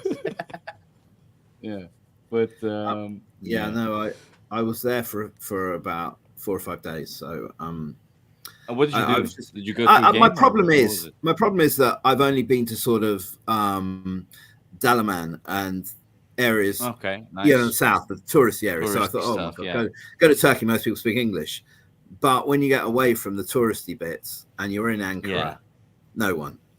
No. But it was. It's Europe in general. I noticed because even in Italy, I was Italy though. Yeah. So of course, you're in Florence, Rome, whatever, the big touristy center. Everyone speaks English. It's no problem. But as soon as you moved away, like in Empoli, half an hour outside of Florence, I had to help another English guy to his seats because these guys were just yelling at him in Italian. They could not understand a lick of English, and they're just like throwing their hands around, and they're like, "Go fuck over there, man, destro," and this guy's just like, must have been an American, right? Because he's just clueless. He's like, so I'm like, come, just your seat's over here. You gotta go down the stairs. Just like it's not hard. Just those 2 seats that are empty. Those are your fucking seats. Just go there. Oh, but these really? Italians had him just so riled up because they just started yelling at him. Do they care about seats in the Juve stadium? Because like behind the goals in Turkey, like nobody cares. Like you don't have a seat, even though you have a seat. It's like you just sit wherever you want. Yeah, I mean, when I went, I had such a nightmare because I left so much time, and I was block B, right? And I wanted to go. I get to stadium. I see block C, so I think it'll be next to wherever, and nothing was sort of indicated that. I went the whole way around the stadium, and then every time I've been to a match in Italy, they want to see your passport. So you got the ticket booked in your name. And then you got to have a passport. You got to take a passport with you for ID before you go into the stadium, which is it's like another level of security. Really? There is more security. You've always got to have a passport. Still today, like the first thing they'll say to you is you go to the gate, you show them the ticket, they'll say documento. It could be any document though. It doesn't have to be your passport. They want your pick. They want to know. I mean, they want to see who you are. It says what your name is on the ticket. You know they use facial recognition. Sort of they use facial recognition there. Not in Empoli, that's for sure. Oh, not in Empoli, but they do at the Allianz. That's why they call it. Tell us about Empoli. Oh man, it's just okay. So, and this is the thing: when you go and you visit a place, when do you actually go and visit just outside the big city? Now, yes, my family being Calabrese, I've seen my dad's hometown. It's just a piece of shit town on the Ionian coast that's just falling apart. It is what it is. It's quaint. It's beautiful. But you don't expect much from it, right? When you're 30 minutes outside of Florence, you're like, okay, this still in civilization. But it can't be that bad. No, it's just like the rest of Italy. There's the cities of Italy, Florence, Milan, Rome, Torino. And then there's just Italy, the rest of it. And it goes back 40 years. It's just the time warp all of a sudden, right? And I don't know, it's just like society, it's just crumbs. You hear like Livorno, how it's still a communist stronghold, for instance. You guys have shit breakfast, I'll tell you that. What, croissant and cappuccino? Sweet croissants? That's it? Like with the sweet as hell as well. It's like it's not. Did you have the ones with the marmalade in it? Because that was yeah, dude, that one was weird. But that's the only thing. You have nothing else. Yeah. In Turkey, don't you get like croissants or pastries with sucuk in them? Well, yeah, you can, but Turkish breakfast. If you Google it, it's just it's 10 feet table long, full of spreads. That's the Turkish breakfast. You guys need to go to Istanbul. No, I definitely do. I've been to the airport. I did the airport. Does that count? Yeah, you gotta. I hear the Turkish women are bad, so it's worth a trip or two. Yeah, I can say the same about the Italian woman. Yeah, they can be. Oh my God, Dash, Albanian woman. You gotta make sure they don't kick your ass first. I've never seen one. I don't know what they look like. We're an endangered species, Dave. Oh man. I'm married, so let's move to the next, before we get somebody in trouble. Turkish breakfast over. Wait, Farhad's Persian or something, right? No, he's Azerbaijan. Azeri. He's Azeri. Oh, he's how you say he's it? a brother. He's a brother. Yeah. Albanians. Awesome. Albanians are the Latinos of Europe. Latinas. Oh, the female. David knows what's up. Simit with sujuk and eggs. Oh my God. We do have a special. Oh, darn it. I was going to play special music. Wait for it. Oh, no, it's too late now. It's over. I messed up. Hey, Pepe, Giuseppe, how are you, buddy? Hey, happy holidays, or not yet, but anyway, I'm happy to be here. Thanks to you for the invite, guys. Oh, thanks for showing up. Yeah. It's been a while, man. We miss you. Yeah. I'm watching you. When I have time, when I can, then I watch. I don't always comment because I'm putting it out on television, then it's difficult to write. But when I can, I watch, of course.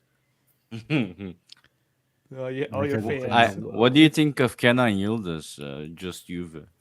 But I'm following him since he arrived at Juve, since the youth academy, and I have to say that you clearly saw. I also watched him live when he was playing with the under 19. The last time I watched him live before he did the jump was when he was in Belgium, and he missed that penalty that put us actually out of the Champions League for the youth when he was playing against Genk. And I remember I was there. I was working for Juve, so I had the opportunity to speak with him, with his family a bit because they were there. And he missed that decisive penalty. And I have to say that he was okay. Of course, not happy that he missed, but he was really mature in understanding that these kind of things are happening. And what really impressed me was the post game how he handled it. That was really impressive. And of course, you clearly saw that Kenan with the youth academy, he was a step ahead of everyone. But I didn't put him in my first spot. It was not the player that at that moment was, according to me, the best one. For Who me, shined Huijsen. at that moment? Yeah, I think that he was. I don't know if it's the correct word or not, but maybe a bit annoying himself with the youth, and not going to the max. And I believe that it's a guy that needs the bigger challenge to really try. And now that he knows it's with the national team of Turkey, with the first team, is giving that extra mile. Where I think that it was a bit bit too much of his time in playing with the youth, and it was already over, which is good and not good. But I think he will perform even better with the first team than with the youth academy. You mentioned that he wasn't the one that caught your eye at the youth. Yeah, Who no, no, did? no. Of course, he caught my Oh, eye, but he maybe was he. not. If I had to do a podium of the youth Yeah, academy I saw, it was first Huijsen, I see. second Nonje, that didn't start yet with Juve, but that is really my second choice, and third for what he delivered in the youth was Kenan. But of course, now when you see what he's doing with the first team, probably he's together with Huijsen really a step ahead. But when I made my top three of the youth, I believe I did it 1 or 2 years ago. These were the three in that order. Well, other than and that's I actually mentioned him today, Nonj. Why have we not seen him? Like, has the opportunity not arose? What are we waiting for at this point?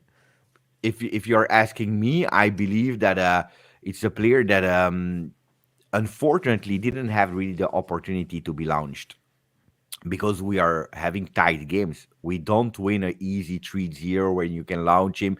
Then we had the opportunity because we were missing players, but it's a player probably that needs to be a bit more mature in some behaviors, in some understandings of games before really start. And I don't think that in a really difficult, tough game, Max Allegri wants to put him in. He's doing a mistake, can happen. And then, people will start to blame him or doubt him. He's waiting for the right moment. And unfortunately, when you are winning with only a margin of one goal or the games are there open until the last second, it's tough. But this is Max. Another coach would probably already have launched him. But Max, in his way of managing kids, that's him. You like it or not, that's Max. That's the maturity piece that I appreciate, because you don't really see that when he doesn't get the opportunity to play. You don't get to see that unless, and unfortunately here in North America, it's next to impossible to watch the next gen games as well. So we're really missing out on watching. Don't they broadcast it on? I don't know. It was like Juventus YouTube or Juventus channel. No. Last year it was no problem. This year it's been really tough. It is because Italian television bought the rights last year.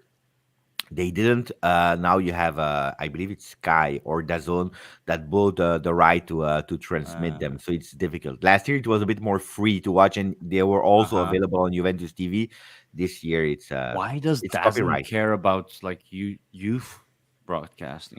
Okay, It's not youth. It's third division. Oh, okay. Oh, yeah, they have in the third division. Team. Yeah. Okay. Because we have their second team, like Real Madrid with Castilla, and they bought the right for the third division. Yeah, so let me say hello to Jonathan and Samet because I never met them. So nice we're just about to do that. Yeah, what's your name, by the way? Just Juve. Giuseppe or Beppe, whatever you prefer. Beppe, Giuseppe. Okay. Very proper nice Italian. to meet you. I've seen you all over Twitter, or should I say X, but I haven't had the pleasure. So really nice to meet you. and I need to buy your book yet because I'm a big book collector as Please. well. You're late for Christmas. Yeah, I've actually yeah. sold a Maybe few this I month. will take him for a New Year. Oh, and no, It is good. It's very I don't know nostalgic. how old you are, but it's sort of back in that '90s era. That golden era. It wasn't just for you. It was just an amazing time. The dominance was Yeah, just like you're seeing now, but it wasn't. It wasn't so much all about the money that the Premier League has. It sort of was more of Premier League signed lots of players from Italy during that time, but the league was just so strong. It was just phenomenal. It was, it was another level, and it had everything. It had everything: the color, the passion, every player had a star. When I talk about the book, it's sort of I talk about, every player had a star, like a real star, even the lesser teams. Like an example I will give you of that is Proti at Bari in the mid '90s. He was joint top scorer with Signori on 24 goals, and he played for a small club, fighting relegation. But every club had that someone who could, on the day, you had play a big Hubner part. at Brescia. You had Yeah, big yeah. I players. see him all over Instagram, Dario Hubner. It's true. All over. He's all over Instagram. But he was phenomenal. I mean, just it's so long ago now, but it's just it really was incredible. Much he played for Inter, the first Ronaldo was just like nothing I'd ever seen. Like the fact, his strength, his pace, his power. He honestly, I mean, if he'd stayed fit, I mean, what would have had the player he was. I mean, people laugh at me when I say that Ronaldo was better than the Portuguese Ronaldo, because at his peak he was. I mean, I'm sure you remember the 97-98 season, that Juve Inter and the match in Turin and everything. It's just, it was so good. It was so good. And Ronaldo was phenomenal, but it was just sad how his career took the trajectory it did. It is. No, Ronaldo is just strong, fantastic, and it's what's incredible, because now we are regretting, of course, even if he played at Inter and we are on a Juve channel, it doesn't matter. But it was a player where you were really sorry to see it. But on the other side, what he was able to do, like Roberto Baggio, for example, with all the injuries that they had and suffered, is incredible. Imagine without these injuries, it's just crazy. I know. So, I guess this is a hot topic, and we do have a Turkish league representative as well. We did touch on it earlier, but Beppe, do you need, because we air the grievances on Festivus. Not that I'm forcing you to air this grievance, but is this a grievance that you need to continue on? The Super League. Yeah. But for me, that's not even the most important thing, I believe. The most important thing is that today you have competition that is possible, while officially, while a week ago, not. And I believe that's the most important thing. And what I was extremely disappointed in by UEFA and FIFA is that they started to attack and to speak bad about something else, another project that doesn't even exist today, because it's something that has been presented but not officially kicked off. While I was expecting, when I started, it really well. When I started YouTube Juventus in English, I was the only one. And when I started seeing that competition was coming, I always, I believe, spoke well about the competition. But what was really motivating me was to do better myself, because I knew that now you have other boys that are coming, are doing well, and maybe they will not be good, maybe they will be extremely good, but that keeps me awake, because I know that today I'm not the only one anymore. So that was what I was expecting from FIFA and from Seferin, from UEFA, that tell me, okay, we understand, we acknowledge that until today we were dominant, we could do whatever we want, and maybe things were too obvious and too easy. From now on, we will make sure that we understand that there is competition better, and that we will make sure that we will be always the best, because we are thinking about the game, the sport, the fans. And if they would have gone with that beautiful discussion, I believe that they could have been even stronger. Acknowledging, leaving the space for the other ones, but looking at themselves and saying, you know what? Okay, great competition that motivates us to do better, and that's the big pity. Then Super Mm-hmm. League, I like the project. I don't know if it's feasible or not. An important thing Mm-hmm. that was said was, okay, they are thinking that it's possible to give free broadcasting for fans. Great point, fantastic. I don't know if it's possible or not, but if UEFA tells you, or even the other leagues that said no, we don't want, if they're saying, oh, there are new guys that are telling us that it's possible, we don't believe in Super League. We don't believe it's feasible, but we would love that UEFA is working on a project to tell us if it's feasible or not. This is a bit what I understood from all of that, and I think it was a bit hypocrite that we go into attacking others instead of becoming better ourselves or sending a message that we want to be better ourselves. So nicely said. It is And very just nicely to said, actually. just to add on, because like the court actually said it's against competition law, and they are free to do a Super League, right? That's what I recall. If Super League respect the rules, if it's Yeah, working, yeah, of it's a course, long process. But of but course. even you, tomorrow, if you want to start a new league, you can. And I should be able to, because competition, that's how the market works. That's We're not a communistic economy. Well, not in I Europe, always so. say when I go to the grocery store, I have the Mm-hmm. possibility today to buy Coca-Cola, Choose. Mm-hmm. Pepsi, Dr. Pepper, Exactly. River Cola, or whatever other brand. At the end, I choose what I want, but I have the possibility to choose. Yeah. No. Good. Well, competition's healthy, and one of the classic examples is when you go to buy a car. Is there just like a GM dealership there, or is there a GM, a Mercedes, a Toyota? Like there's multiple dealerships all in one area because it attracts the business together and it coalesces. So even if you want to use the Juve channel analogy, I mean, in a sense, yeah, Beppe, we're competing channels, right? But at the same time, we also are able to grow off each other and increase the overall community, which It's drives more 101 marketing, sales. Dave. Yes, marketing However big 101. Giuseppe becomes, that's going to attract more people to you as well. Yeah, Because it's he basic will stuff. be, yeah, exactly. And I don't know if it will be like with the Super League, but it might be, because the Super League might attract more people to watch football, and hence the normal leagues, UEFA, etc., might gain more watchers as well. So competition is always good. It's Mhm. marketing will benefit everyone in that perspective. And I We're like also what Giuseppe said about, it's sad they just didn't say we will do our best to be better and the best, because then you show you have balls, which they don't. And here's a perfect example. Helicopter watches this both still original. Well, obviously started with Beppe. You're Mm.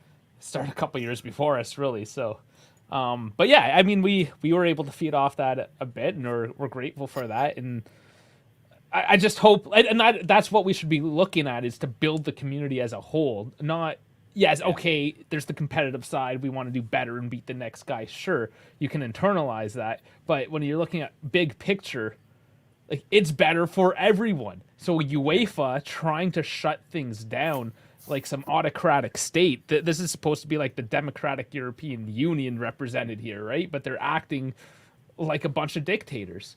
And When haven't they They're though? corrupt. I know. They're 100% corrupt, UEFA. And I'll tell you why.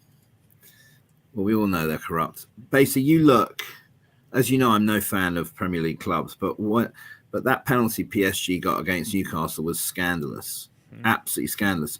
And they look after the teams they want through. I mean, you look.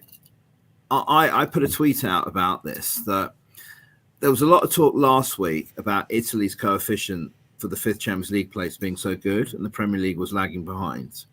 Lo and behold, Champions League draw. City get Copenhagen, Arsenal get Porto, Napoli get Barcelona, Inter get Atletico, and whoever the other team was. PSG receive Lazio Real. Lazio get Not the big one, the other Real. Lazio got Bayern, Let's see that. and you tell me it's not rigged. That draw was totally rigged. well, I think the most perfect example, if you want to go down that rabbit hole, is look at the World Cup. like bring it right to FIFA. I know we're talking UEFA, but it continues on, right? Like it's They're just bad got as each other. yeah, they're patting each other on the back essentially, right? That's the classic case. If one does better, the other one feeds off of it. They're but it's rattled within though. itself. UEFA are totally rattled by the Super. I mean, the Super League case went through, and remarkably, the very same day they've changed the Champions League format back again. Yeah, like they're it's totally just, rattled by the Super League because they know it's so obvious, but people don't realize it's going to be battered away so many times. Like 2 years ago when the English clubs were on board, and it's been battered away this time. But eventually, it will happen because it's inevitable. Like the Premier League happened because that was inevitable with the way football was over here, and it will happen. And when these teams don't get these huge European games anymore, these English clubs, they're going to jump on board. They don't need to at the moment because they've got all the money they want in the Premier League. They have the Super League, if that's what you want to call it now. But I don't bloody blame every other club on the continent for wanting this, because it's just the only way they're going to be able to catch up. And yes, you can catch up financially, or you can do whatever financially, and that does not correlate with performances on the pitch. I mean, the fact that England's lost two teams already in the Champions League, but you look at City, and it's just it's not a level playing field. And I watched Gary Neville. I'm sorry to rant, but this is a real rant. I watched Gary Neville in 2 years ago when they all said we want to join the Super League. Gary Neville was going on about, they don't understand. We have this amazing football pyramid in this country. And yes, we have 4 leagues that are well supported compared to other leagues, but they don't give a stuff about the football pyramid, the Premier League clubs. They do not give a shit. But when it's something like this, suddenly that comes up. They don't care. I mean, the money that gets trickled down from the Premier League to the lower leagues is minimal. Sky Sports in the UK will say, we are showing 75 matches from the Football League this season. They're saying, you think, oh, great, they're giving other clubs a go and giving them exposure. But 95% of those matches will be from the Championship. The matches, there's been, I think, 1 or 2 games shown in League One this season. They make it sound that it's something that it isn't, and it's the way football has gone in this country, and the greed. I mean, they're saying all these Super League clubs are greedy. Can they just look at themselves? I mean, Jesus. I mean, the money, the just the sheer greed they've got. Every single one of these clubs in the top division.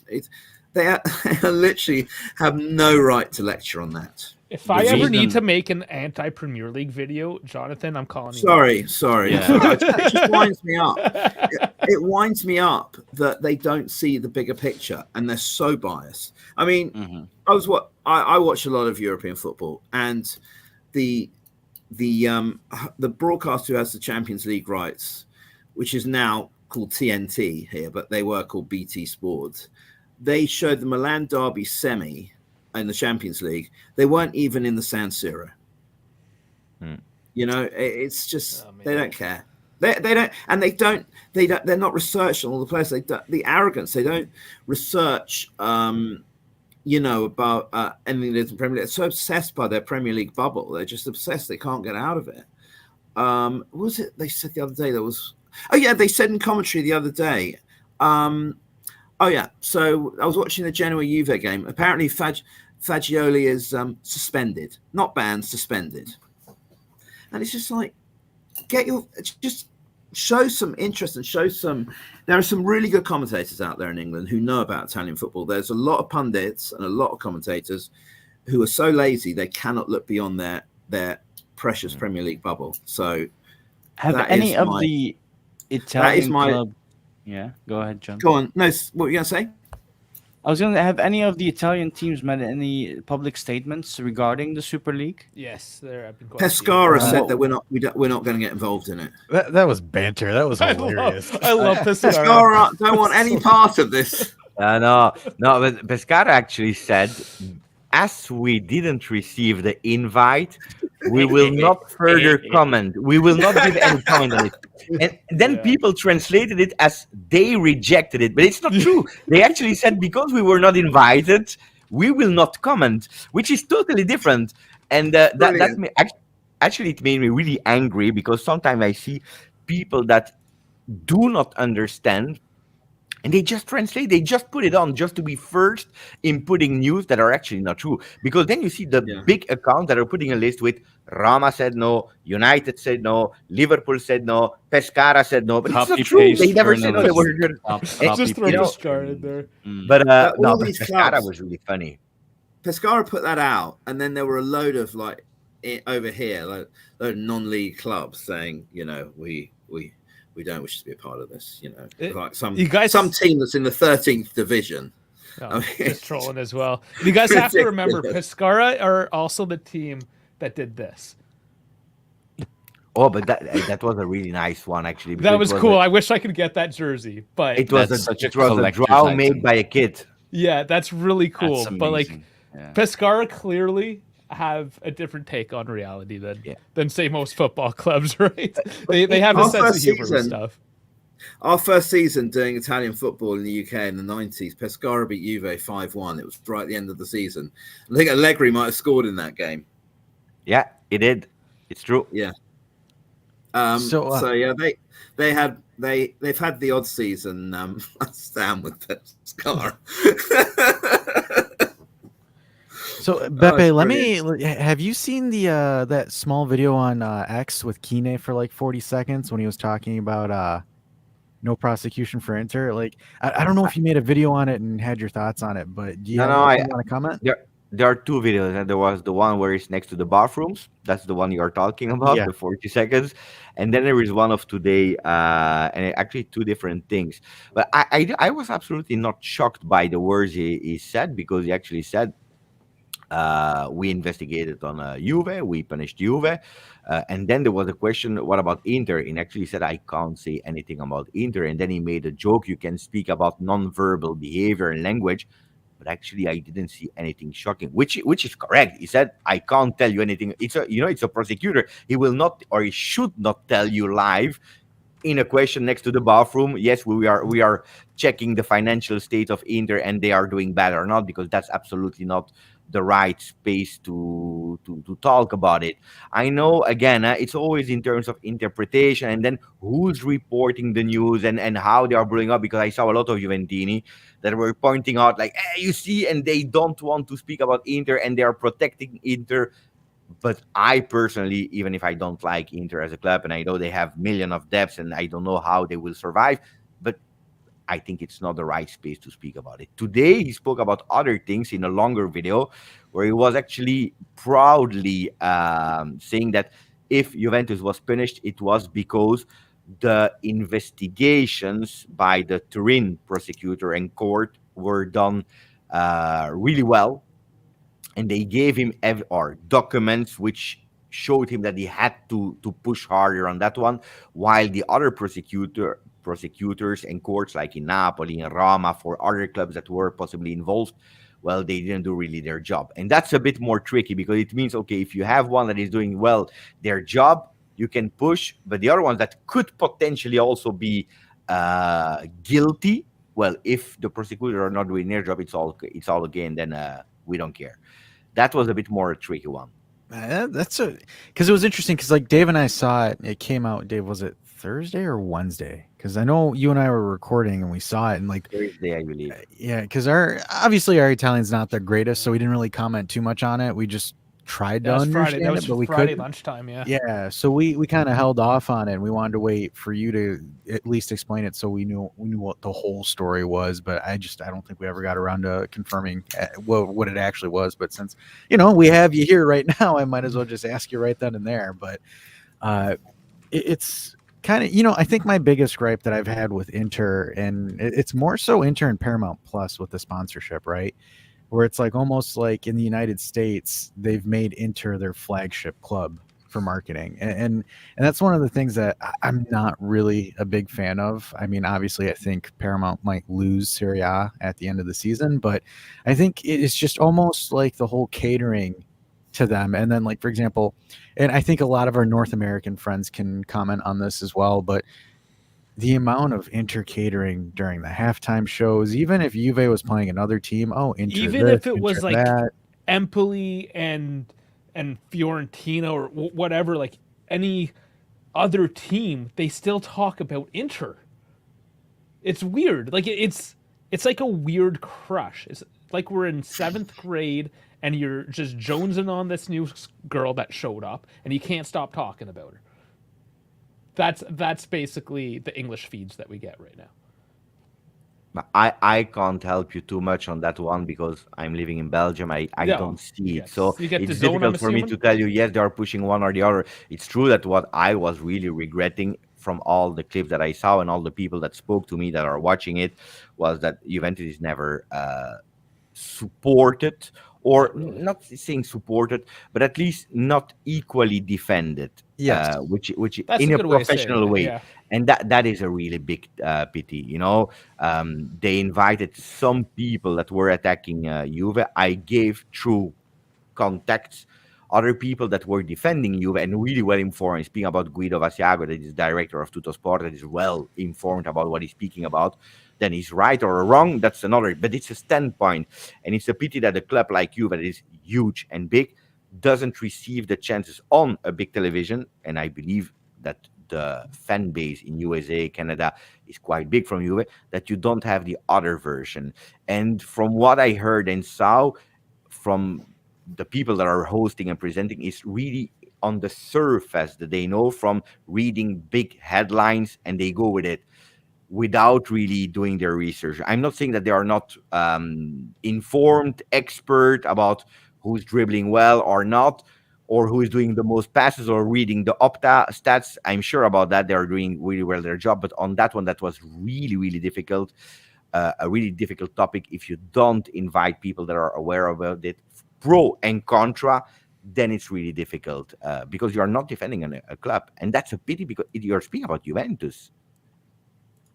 No, absolutely. And I think, and that's one of the things where it hurts Juve in the United States marketing wise, because, for example, a lot of folks around here know that I do this and they're like, hey, aren't you, a team full of cheaters? Or it's like, no, that's not what happened at all. And it's especially with this new -10 and this whole capital gains shenanigans.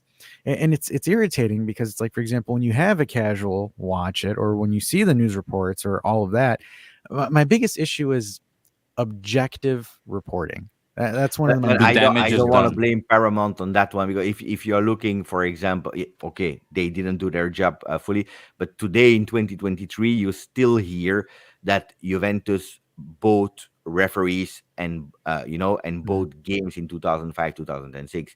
You can blame them for a lot of things, but not for something that has not been shown and proven in court. Because you can go on Google and try to find yourself. There is 0 games proven where Juventus was involved back then in Calciopoli. Giuseppe, They don't okay. exist. As a casual watcher, from far, what about when they got dropped a league below the Serie A? Yeah, That was like when was that? 2006. 2006 Cup. 2006, yeah. So isn't that concrete evidence that they did? No, because you had 2 games that were proven, and Juventus is absolutely not involved in these 2 games. If I'm not wrong, I don't remember now. Unjustly, they were dropped down a league, demoted. They were dropped out because they were tentatives to speak with referee. It's a really long game. That's you have a whole video out on it. Yeah, he has a whole video on his channel about it. Yeah, too. Calciopoli for dummies. What I'm trying to prove is the damage is already done in terms of the image of Juventus, and that's a sad thing. Because, like when you say Juventus, that's the image people get, even though it's not proven, and then that's the sad thing.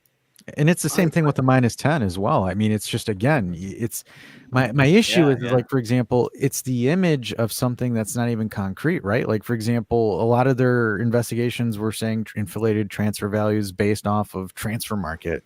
Like, it's things like that where even now I don't believe that they've released the full story on what the -10 was. They just kind of said the authenticity or the sporting right of the game, which was their main subject of claim. So there isn't really anything there to really kind of sit there and break it down on. And it's frustrating because, like, for example, even now, say that, this is me being hypothetical, right? Juve not playing in the Champions League did damage. Taking Juve with the -10 and that it did a lot of damage. That'll, like, you can say, oh, it's just one season. You're not playing 20 million euros, just like going through the group stage and stuff. Exactly. Seeing what Vlad's saying there, Giuseppe knows more than me probably. That in my eyes and in many Juventini's eyes, that was a witch hunt created by Inter to destroy Juventus, in my opinion. And you look at the facts in 2012, when miraculously, with the conclusion of the statute of limitations, how suddenly, all of a sudden, there was a story that Inter had been doing some bad stuff. Moratti had referees round for dinner, and Facchetti had died, but we can't say anything about him because he's no longer with us. But all these stories came up the moment the statute of limitations have been exceeded. And this is something that has never been spoken about. Juve was sent down with no evidence.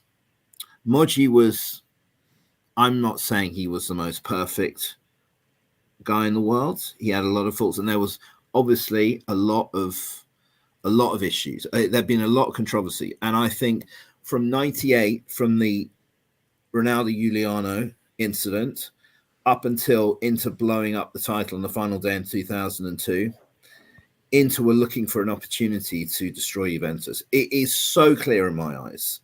And you look at then 2012, how suddenly everything comes. It took Juve 6 years to recover from Calciopoli when they won the league under Conte.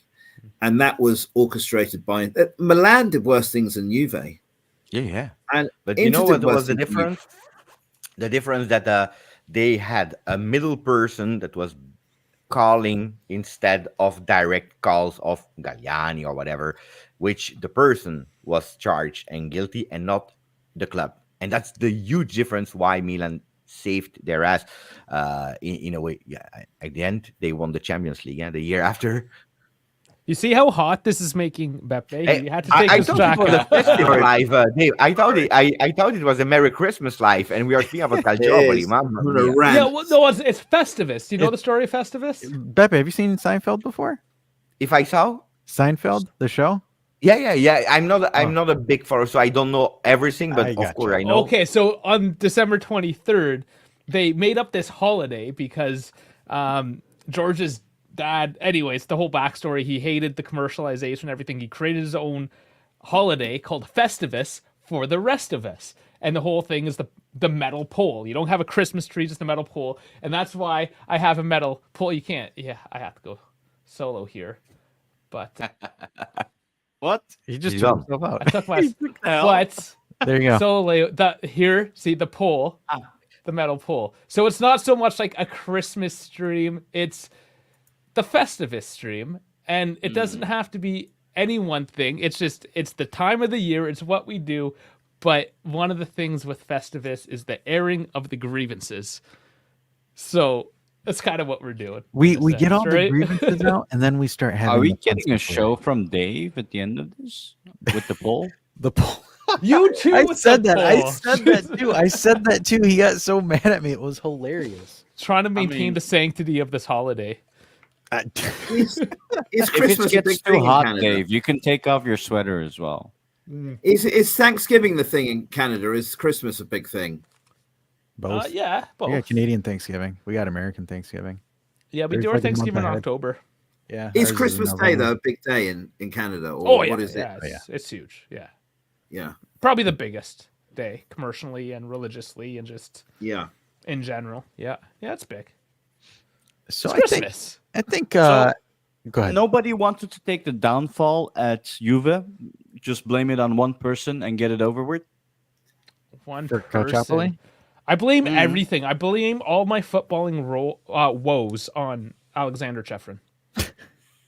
It's fair enough. You know what? Can we And talk about? Empoli. Can we talk about that just briefly? So like I don't know how true this is. I saw it, but Sheffrin was doing a press conference on Zoom, and allegedly, I'm using the keywords allegedly here. No, I think it's proven. Agnelli hopped in and was kicked out of the Zoom call. I don't Yes. know if it was a real Agnelli or if it was, somebody, because in Zoom you can make yourself look like Agnelli, but I It's thought that true. was interesting because There was a picture of it, but yes, you're right. We don't know if that was the real Slim Shady. But I believe that Agnelli wanted to see the face of Seferin, how he would have spoken. He knows him really well. He knows the nonverbal, Yeah. the language and the tempo and how he's speaking, if he was nervous or not. I believe he really wanted to check him, watching him. And then he was kicked out again, as showing that Seferin is pissed off with him, and Yeah. it's an act of vengeance. Huh? You see everything what happened to Juve now. Don't tell me it's like a bit now Barcelona. You saw the images of Laporte going.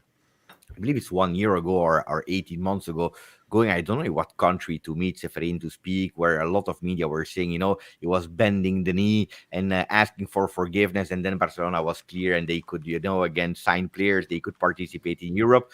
Now, I was actually quite shocked to see how much Barcelona was. They never went out of project, but still putting the face and saying, because I remember Laporta speaking and having good contact with Seferin, where people, in Spain and so on, they were saying he's looking for more, forgiveness.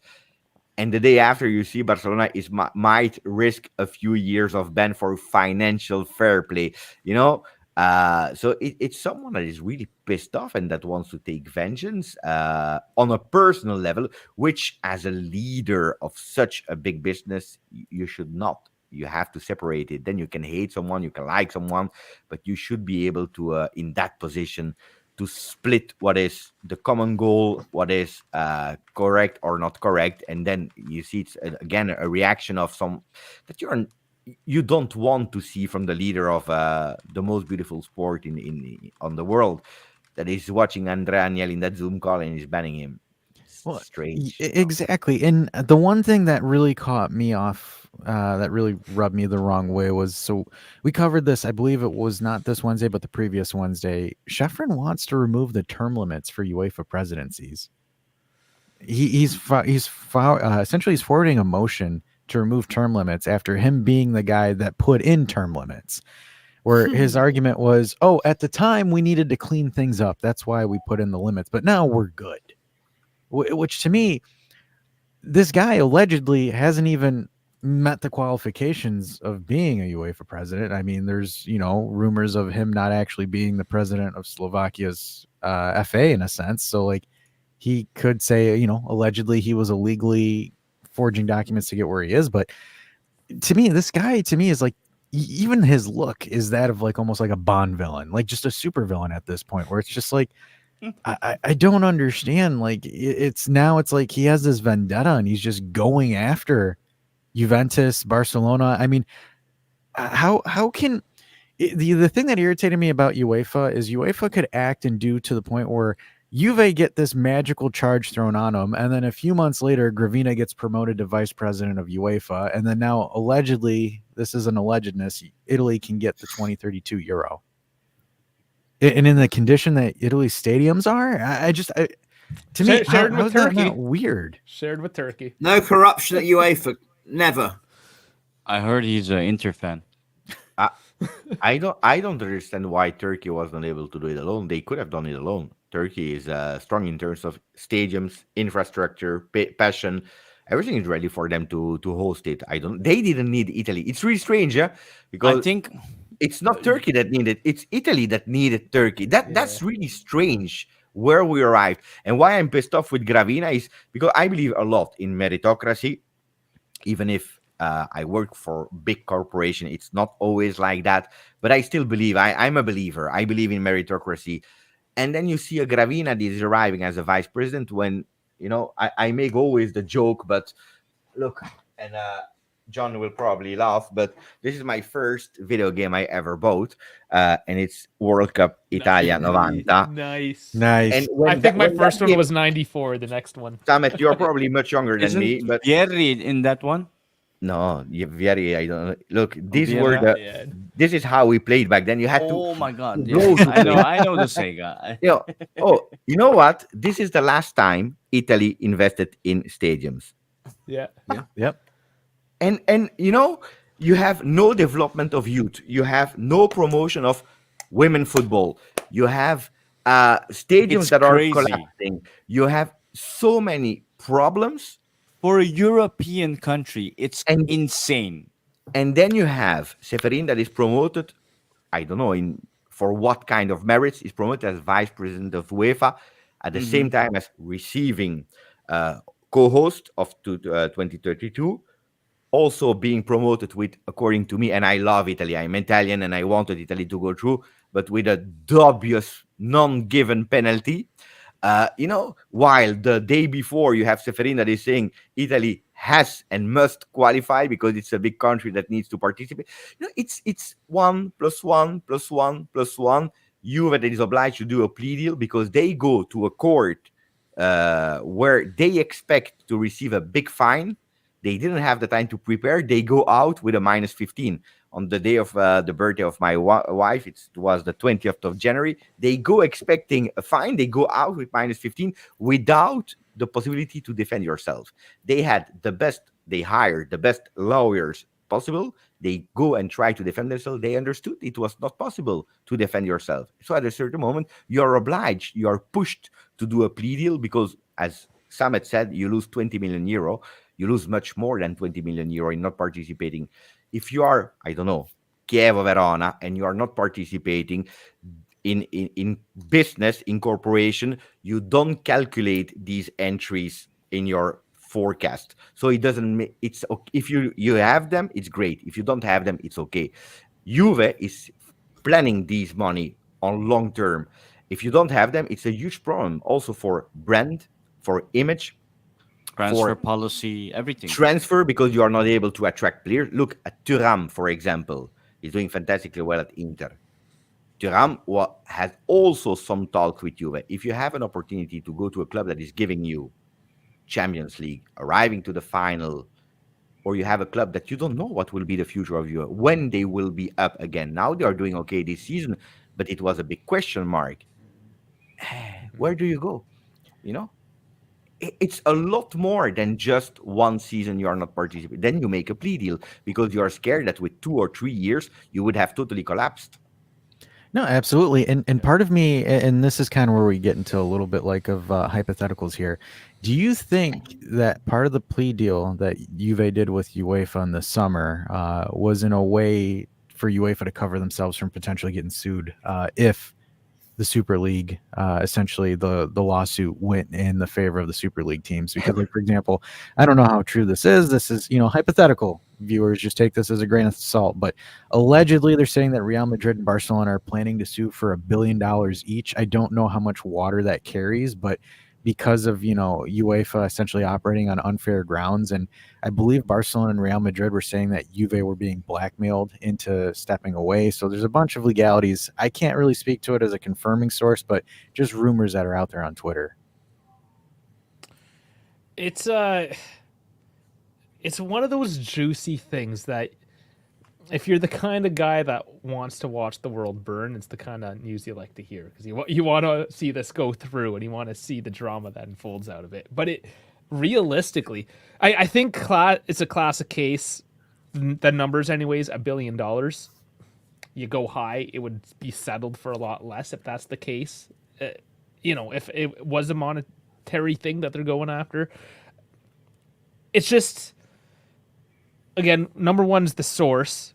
How many sources? Because it's the classic, are these confirmed at all? Because they're not. And is this just more trash that has come out of the wake of just people trying to jump on content creation with all this big news? Because and I mentioned it earlier, like everyone freaked out when the news dropped and made all this rushed content all of a sudden. We knew it was happening. People that do this every day for a living. Like we knew, like the night before, we knew the month before that this was happening, right? So I have a feeling it was like, oh my god, I have to get something out. What's something juicy? And of course, Madrid and Barcelona. Let's throw something. That's how I imagine news like this kind of developing. Is there truth to it? Maybe. Is it what I just explained? The Good amount chance. of lies that get a shit ton of likes and get like broadcasted all over is insane.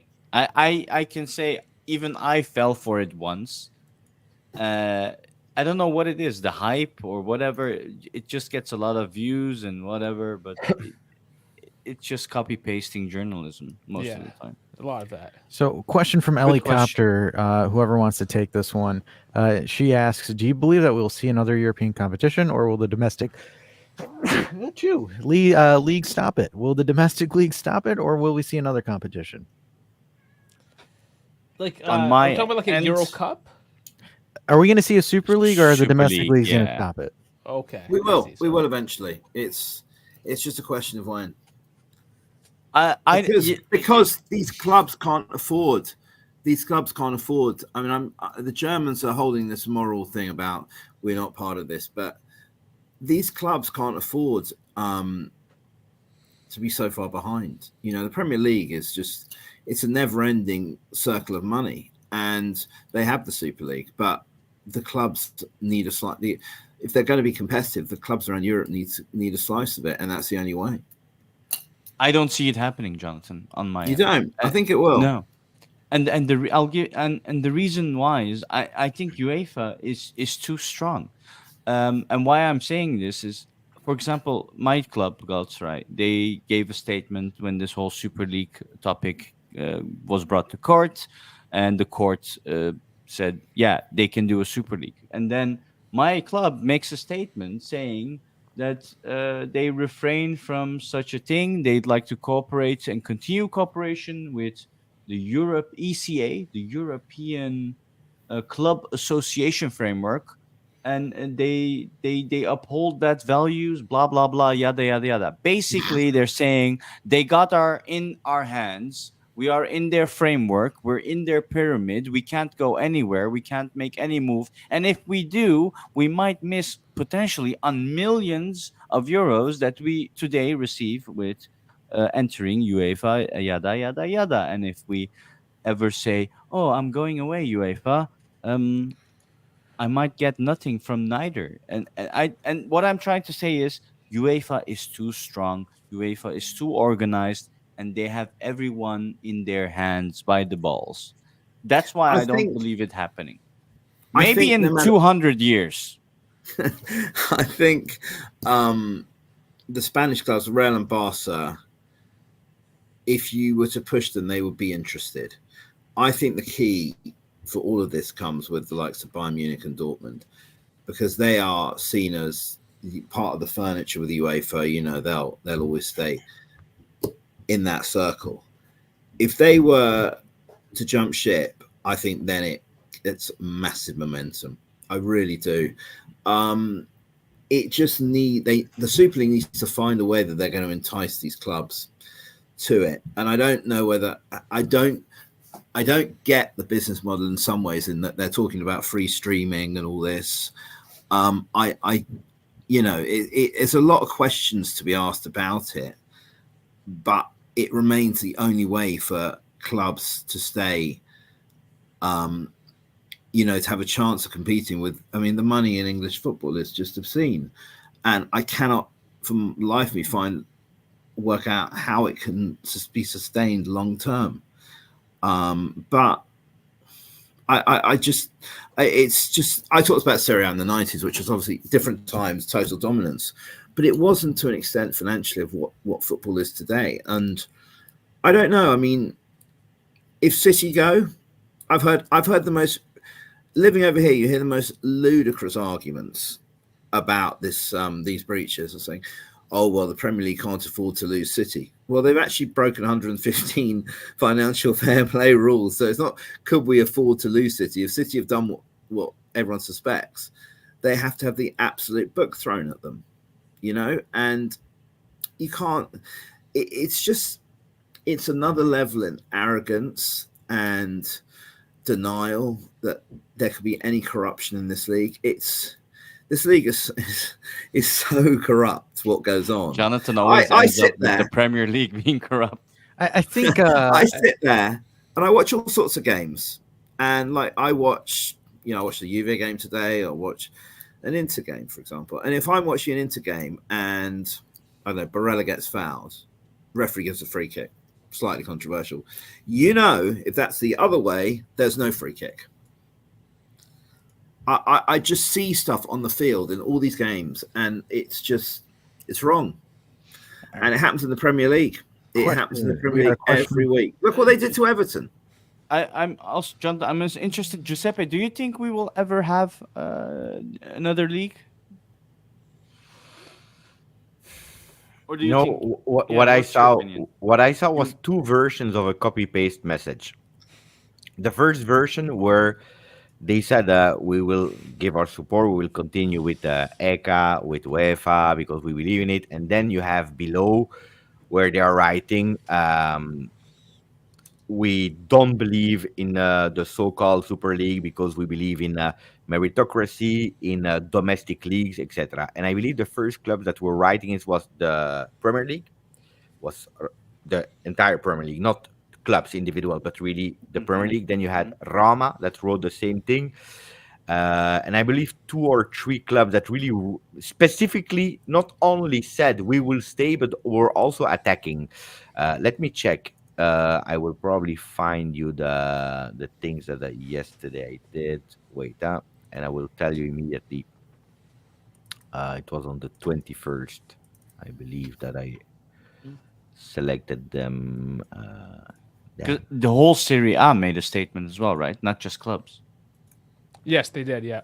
Yeah. Same thing. Well, Gravina is the vice president of UEFA and the president of Serie A. So obviously, you know what he said. I have them. I have them. Okay, so you see, the one of the first one was the one of Roma, where they say it's an unacceptable attack on the importance of the national leagues, which is not correct, because the project presented back then in 2021 and repeated by Florentino Perez and also Bernd Reinhardt, they are all going towards we don't change the domestic leagues. Mhm. So wrong from Roma. Then you go with Premier League. They go with the Premier League reiterates its commitment to the clear principle of open competition, which is really strange because the project presented is an open competition. They go with football thrives in competitiveness created by promotion and relegation, which is actually the same with Super League, what they presented. They even say weekends being reserved for domestic football, which they also said the games will be played during the weeks because in the weekend is for domestic league. So you saw some things that were absolutely not correct.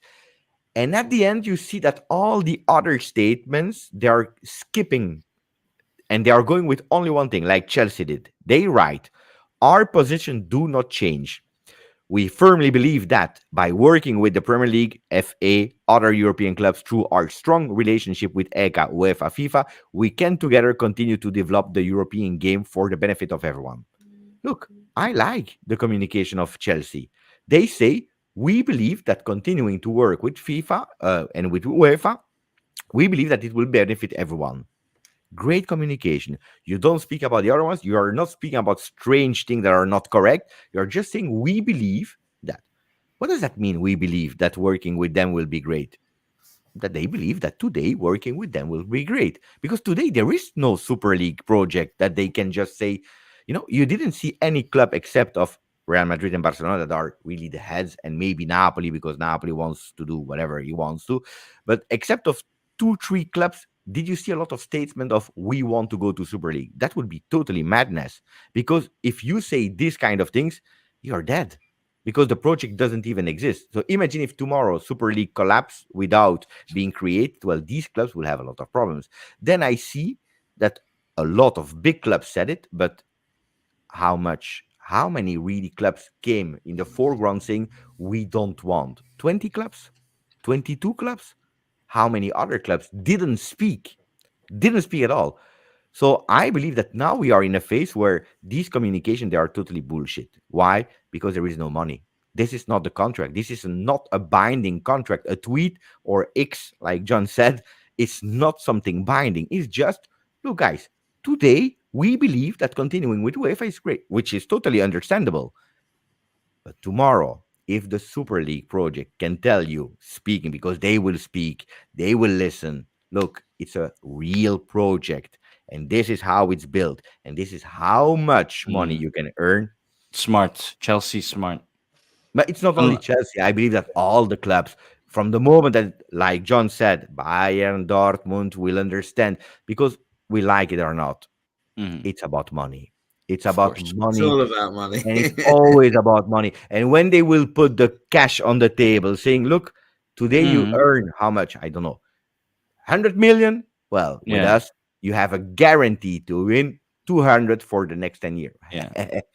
Then, It's yeah, that's always about the money. It's the There are no. example Derby, Galatasaray Fenerbahce, is going to be played in Saudi Arabia, and everyone is fiercely tomorrow. against. Yes, no, no, no. It's 29th. Tomorrow is in Istanbul at Fenerbahce's side, which is the Derby, and 29th will be for the Cup, Super Cup. Okay, yeah, Super Cup, Uh, yeah, just like Napoli, but that's interesting. So we never seen in Turkey that the Super Cup was in a different country. Obviously, Saudi Arabia paid good money. That's why they went there. But Juventus, I know because I've been to the birth nest in China. They've done this on many occasions, like doing it in a foreign country. And is it because they pay a lot of money, right, to get it hosted, or like yeah. It has been sold every year? Is that the in case, or? not every year. It has been sold to Asia. Now it has been sold with a partnership. I believe it was 6 years, and in these 4 years, you have to be four times in Saudi Arabia. So that was the kind of contract where they decide when and what year. But it's not the first time. It's not Juventus that is selling. It's La Lega that said, "Oh, we can have a lot more money," Mm, which is a pity. And it's also really strange because then normally when you play in Italy, you play in Roma, and mm-hmm. then they were really strange thing because sometimes they shift the stadium, but it's really Italian way of being really strange in organizing it. But yeah, Saudi Arabia is they sold the game for money, Mm-hmm. why not? Good. But now you see that they Is Coppa changed the Italia in format. Saudi Arabia as well? Yeah, not Ah, Coppa Italia. No, Now it's you have not Copa. It's like a you have tournament.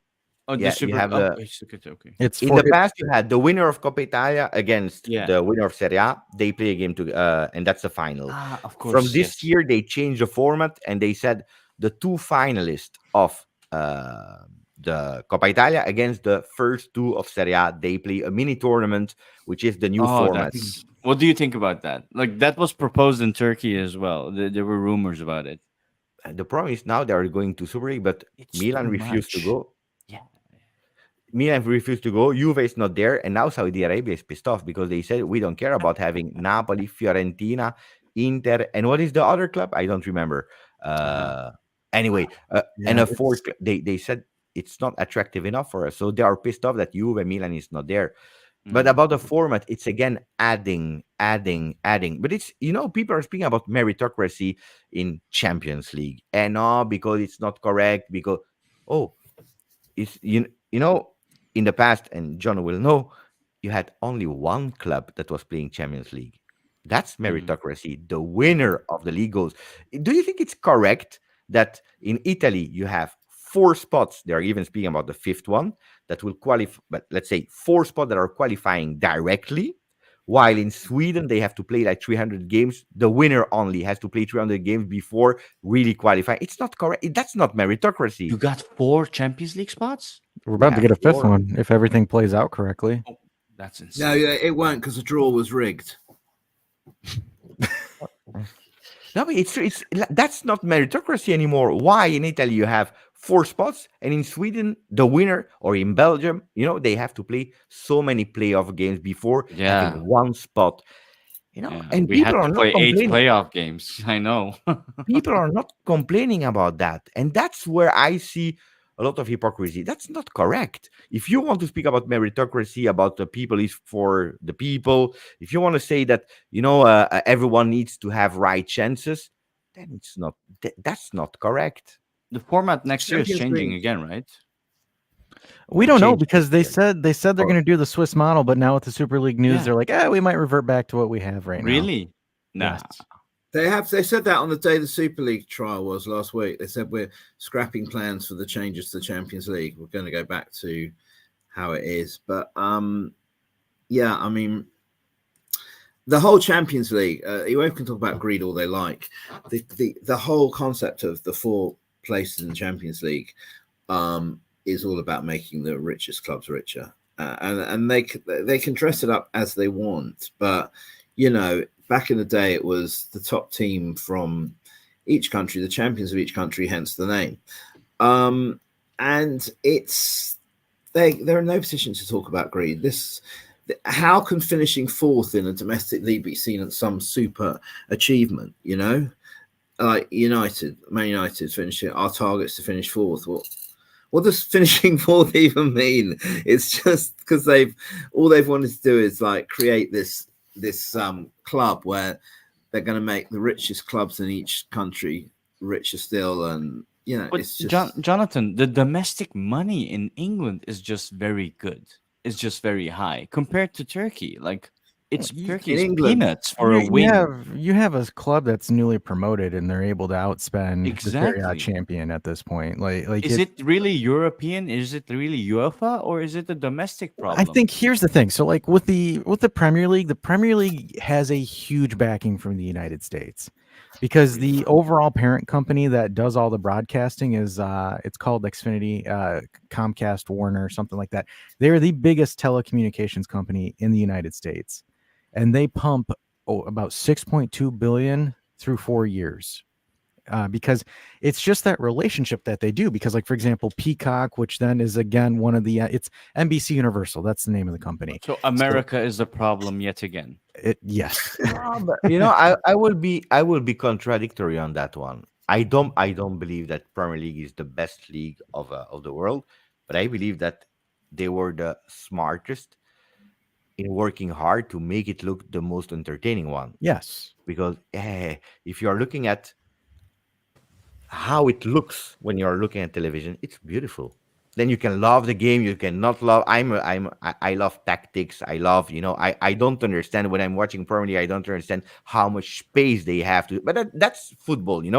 But if you're looking at how it looks as a neutral fan, the sound quality is great in terms of on television. The field, they have rules. They have rules for the color of green that they are using. That's the detail that we are speaking about. While in Italy, we don't care. In Turkey, we just paint it. The how they are marketing it, it's the fact they are helped because it's also their first language. It's in English. That makes it easier. That's So they have a huge. lot of benefit. But I have to say that they work hard to be at that level. So I believe they deserve. The problem is that the other ones, we were the king, we are the king, we are the king, we will always be the top, We're and they didn't entitled. work enough. But the problem is that now it went really out of hands. And what I missed in the presentation of the Super League project is they never spoke about a salary cap for clubs, because that would have been a huge solution. Because if we create that Super League, well, Premier League will still receive the same big money, maybe even more in the future, and more and more and more.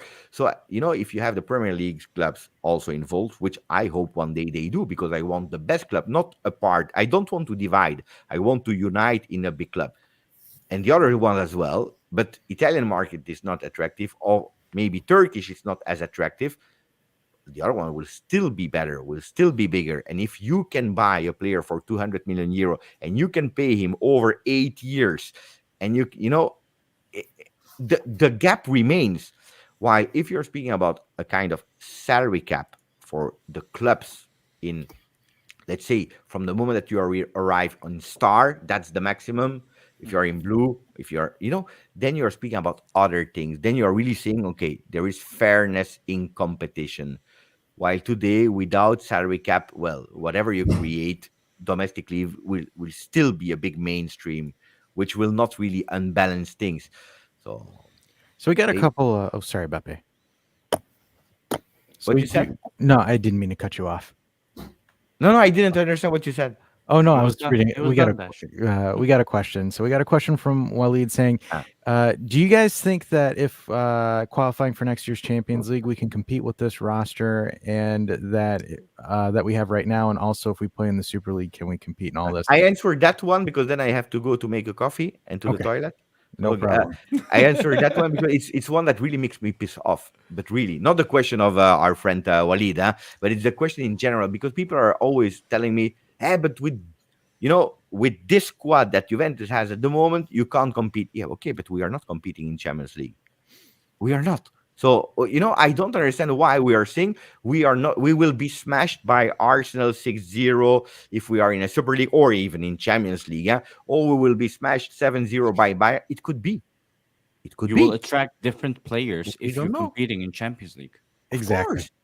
Of course, you Exactly. attract more. You have the stability. You are sure. And the difference with Champions League is you know that you are participating 1 year, so you can't go crazy. While with Super League, you know that if you are in Star, you are reassured and you are sure that for 3 years you will play for European competition. So you can promise players that you will play more. Mhm. But guys, if you're speaking about Juventus this season, no, we don't have the team to play two competition. We didn't even plan to have that many players. We let a lot of players go that we didn't need. So today, it makes no sense to say, is Juve able to participate in this? Probably not. But that's not even the point. The point is to arrive in top four, to be able to receive the money of qualification to Champions League so that you can increase the quality of your team. That's the point.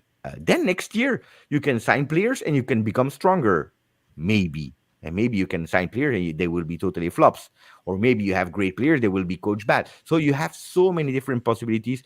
But 18 months, or it's like the FIFA for World Cup in 2025, a trophy that I want to participate. Now we are battling with Napoli. It will be or Juve or Napoli.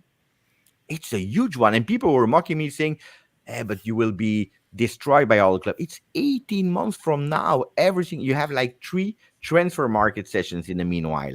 So, step by step, qualify to Champions League, try to perform. Let's see what will happen, but then at least you can plan. And if you have, because they're speaking about $2 billion divided by all participants, it's like 62 million euro per club. Of course, bigger share of the cake goes to the winner, but that's at least in the group stage. If you are, that's 45 million euro bonus. If you don't get them, because that's the thing, if you receive them, you have a bonus for the mercato. But if you don't get them, it's 2 other clubs that receive that money. So the clubs that are already strong will become even stronger, and you will be behind. So you need to hope to go to these kind of tournaments. And that's the problem why Super League is a project that is being pushed by Agnelli, by Perez, by Laporta.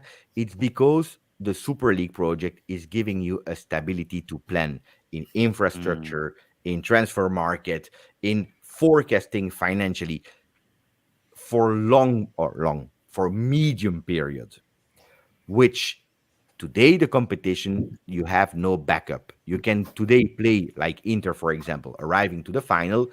If you did bad in Serie A, well, you will not participate next year. That's like our Ajax is a typical example.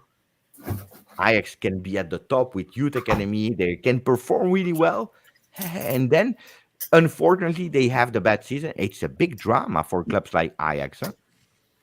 I know. Yeah. I live in Amsterdam. It's like five Yeah, that's minutes drive true. here. Yeah. And then we have to meet because I live in Brussels. Okay. I We went need to to the meet, Athene Samad. games. It's just terrible. It's just terrible. In 1 year, how much can change? Samad, when are we going? Samet, when are we going to watch a game together? Whenever you want. We can even do it in Istanbul. We can do it at Oh, Ajax I live in Stadium here. Brussels. You live in Amsterdam. Oh, really? Let's find a closer place. Make it happen. Is Antwerp? I think is the middle way almost. Yeah. Yeah, Antwerp is the Or middle way. Feyenoord. Feyenoord is Yeah. Rotterdam. Yeah, we can go both to Rotterdam. That's a good one. I like that. Feyenoord is in the UEFA, right? Yeah. There you go. There you go. Meet up. You guys just meet each other. We got Galatasaray. We got number one Juve streamer on board.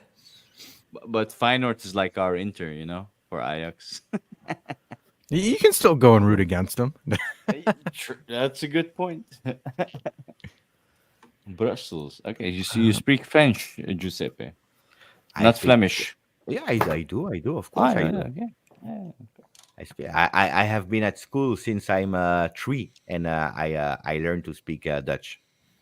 Okay. So Actually, I speak better Dutch than English. Really? Not that my English is good, but at least I try. No, it's perfect. I only know one term in Dutch, and I've no idea what it means. What do you? What? Go ahead. I'll tell you. Lekker ding. Oh yeah. Lekker ding. We tang, basically. What you're saying. I don't know what it means. Yeah. Lekker ding means nice. When you're speaking to a beautiful woman, don't say lekker ding to a beautiful woman because it's a bit heavy. But it literally means sweet ting, Yeah. sweet ting. Okay. So we have a question from Vlad. Beppe, if you need to go to the bathroom or take I come back. Yeah, no worries. Vlad coming in saying, do you believe the reports from 2022 where Agnelli was presented as really arrogant towards smaller clubs in Serie A meetings? If yes, do you think it pushes away Serie A clubs from support? At this point, it doesn't surprise me what UEFA would do, right? Because the idea was to make it lose momentum, to make it lose steam. So if they have to do it by making that's not Agnelli UEFA though. No, that's just the other clubs looking poorly on Agnelli because Agnelli being who he is. Nothing to do with the UEFA in this case. But I don't know. It's possible. I wasn't there, but yeah, if Buddy's a dick, then sure, why not? Why weren't you there? Italians Get the being invite, assholes. sorry, who's being an asshole? Italians in general. Oh, just in right? general, yeah. Yeah. I mean, just general Italianism. It's yeah. normal. Right? Yeah, exactly. All right, chat. You guys have any questions or anything? Should we? I don't know. Do we want to? Yeah, I've got a question. Okay, go ahead. We are 2 hours 41 minutes in, and we haven't mentioned one player in particular who I think is someone that needs talking about at the end of 2023. Okay. The player's name is Paul Pogba. Oh, yeah, we forgot about him. He still exists? Apparently so. Yeah, they're looking to give him 4 years, perhaps. He's on 2 Yeah. now. Yeah, I thought a lot of people would be calling out Dusan, but we're going Pogba. Hey, who knows? Maybe he'll make a comeback next year. I think he's. I think they're looking at a 2-year ban. He's done. 2 to 4 year ban. Yeah, he's And done. why is that? He was taking. So it tested. So it's essentially it's a rehab medicine. Essentially, it's for muscle building or muscle fiber building, and it had a lot of testosterone in it. So he got flagged for testosterone. So stupid. It's when he goes to the States, because the States don't regulate. They have this thing called the FDA. I don't know what the hell they do, but they basically let any drug company with money. I know. Also, that's why your chocolate is shit. Yeah, your chocolate is shit. And that's from a guy that, damn it, you tell him, because you're in Amsterdam, you know what good chocolate is. You don't know what chocolate is. That's sugar. You've never tasted chocolate. These Americans. Fucking Yanks. Thank your FDA for it. Yeah. If I may interject at this moment, I would say Hershey's cookies and cream is pretty darn good. But that's not even European chocolate. one. Hold on, the European one. There's a big difference. Is there between the difference? Ameri- Okay, Yes. but that's white chocolate, which isn't actually. It doesn't have cocoa. That's just White cocoa chocolate is butter. White chocolate is top tier. But that only uses cocoa butter. It doesn't use actual cocoa. So it's not truly chocolate. There's a fine line there. White chocolate isn't truly chocolate. Anyway, Jonathan, if you ever have tasted American chocolate, like real from the US, it tastes like puke. I'm telling you. It's a bit chalkier. It's less just tastes creamy. It doesn't have that I richness haven't been to to the it. States for years. No, Don't you blame need me. to have a real States chocolate. If you Italian go back to the Nutella- States, I heard Florida's the place to be. Colin's saying Italian Nutella versus North American Nutella. Is Oh, something that's else, bro. oh wow. Is Yeah? there okay? Because I've never Hazelnut, actually. Italian hazelnut versus the United States. Italian hazelnut blows it out. Okay, of the are we water. talking about like Nutella or gianduja, like the actual spread in general? Yes. Because if you're talking about having a hazelnut spread, not Nutella, yeah, it is completely different. It is not the same thing. Just for reference, Nutella has 18% hazelnut overall, whereas the real thing's about 40%, more than double. So it's just they've just cut the real ingredients out of it and then used shit filler. Is basically what Nutella is. I think 80% of the hazelnut comes from Turkey for Nutella. So Does it? Does it? yeah, Really? yeah, Because I know big. Oh, yeah. Ferrero. It's actually Elba, the town of Elba, about an hour out from Torino. That's where Ferrero is, and there's tons of hazelnuts in that region. But I could imagine, in terms of their international distribution, that yeah, they would start importing just a whole shit ton of hazelnuts for that. I gotta do Are this. Kinder Eggs banned from Canada? Because they're banned from the States for some bizarre Are reason. they playing in the States? No, we love that shit. Oh, we have Kinder eggs. What? Kinder eggs? Oh yeah. I was told they were banned apparently, from America. The reason was like because the toys are a choking hazard or something. I think that's why. Yeah, they redid them now. It's Kinder eggs without toys in them. Really? Really? What's because the chocolate shit. You don't buy it for the chocolate. Yeah, the ones that we have here, it's without any toys. It's just a big chocolate egg.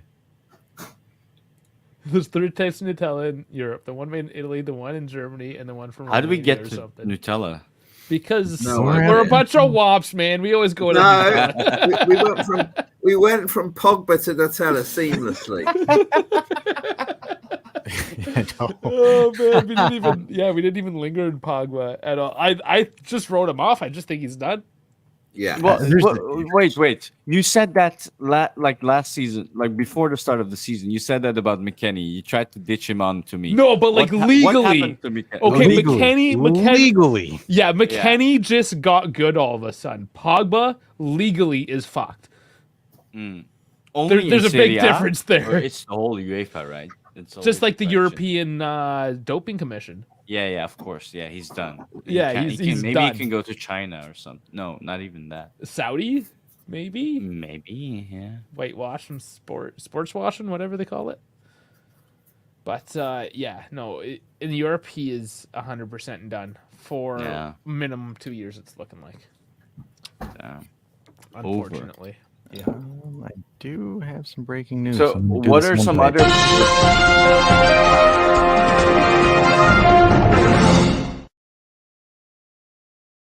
This just in from Romeo Agresti. Dean Hoysen's deal to Frosinone has been completed. This happened about 30 minutes ago. I missed it because we're here. Really? I got that news like hours ago. It was just like it's the actually signature. Romeo This is, like, Romeo this is, Agresti. like, It is done. the official of the official, and I am sorry that I scared the shit out of you there. But yeah, my ear. That was my impressive, earballs. actually. I know it's kind of how we do stuff Holy, here. Coming in full blast. But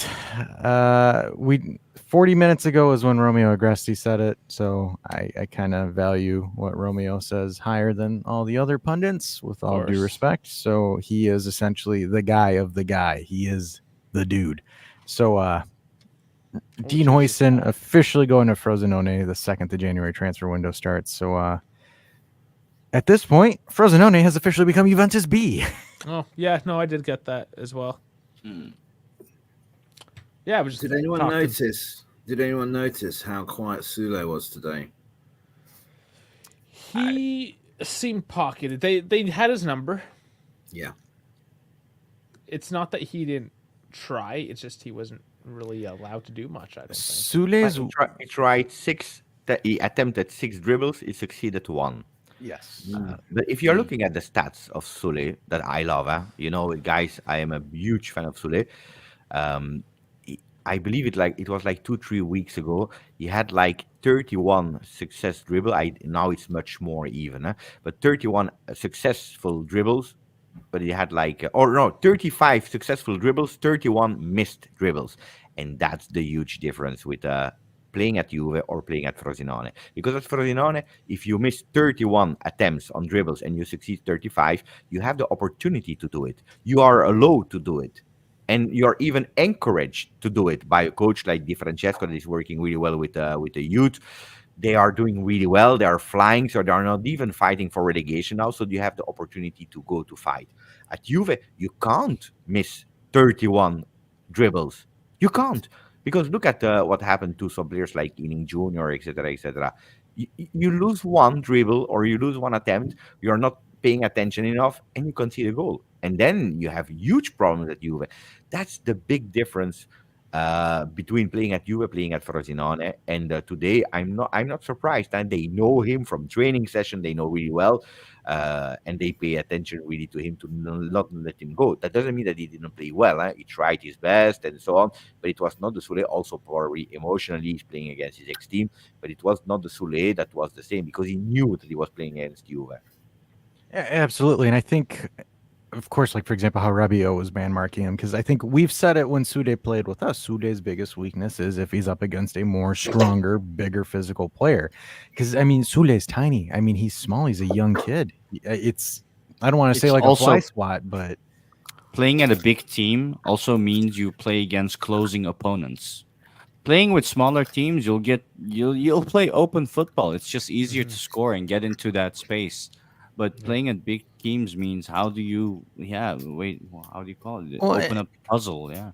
and I think this is kind of because that's one of the arguments that we've heard, or there's a bunch of sediments that we get a lot from people on social media as well, where it's like, and people will ask us, well, why can Frosinone go out and play like an open style where Juve are more compact, more locked down or hunkered down, or why can Sassuolo do it? But you have to look at it in terms of skill, right, guys? Like, for example, Frosinone's season objectives is don't get relegated, right?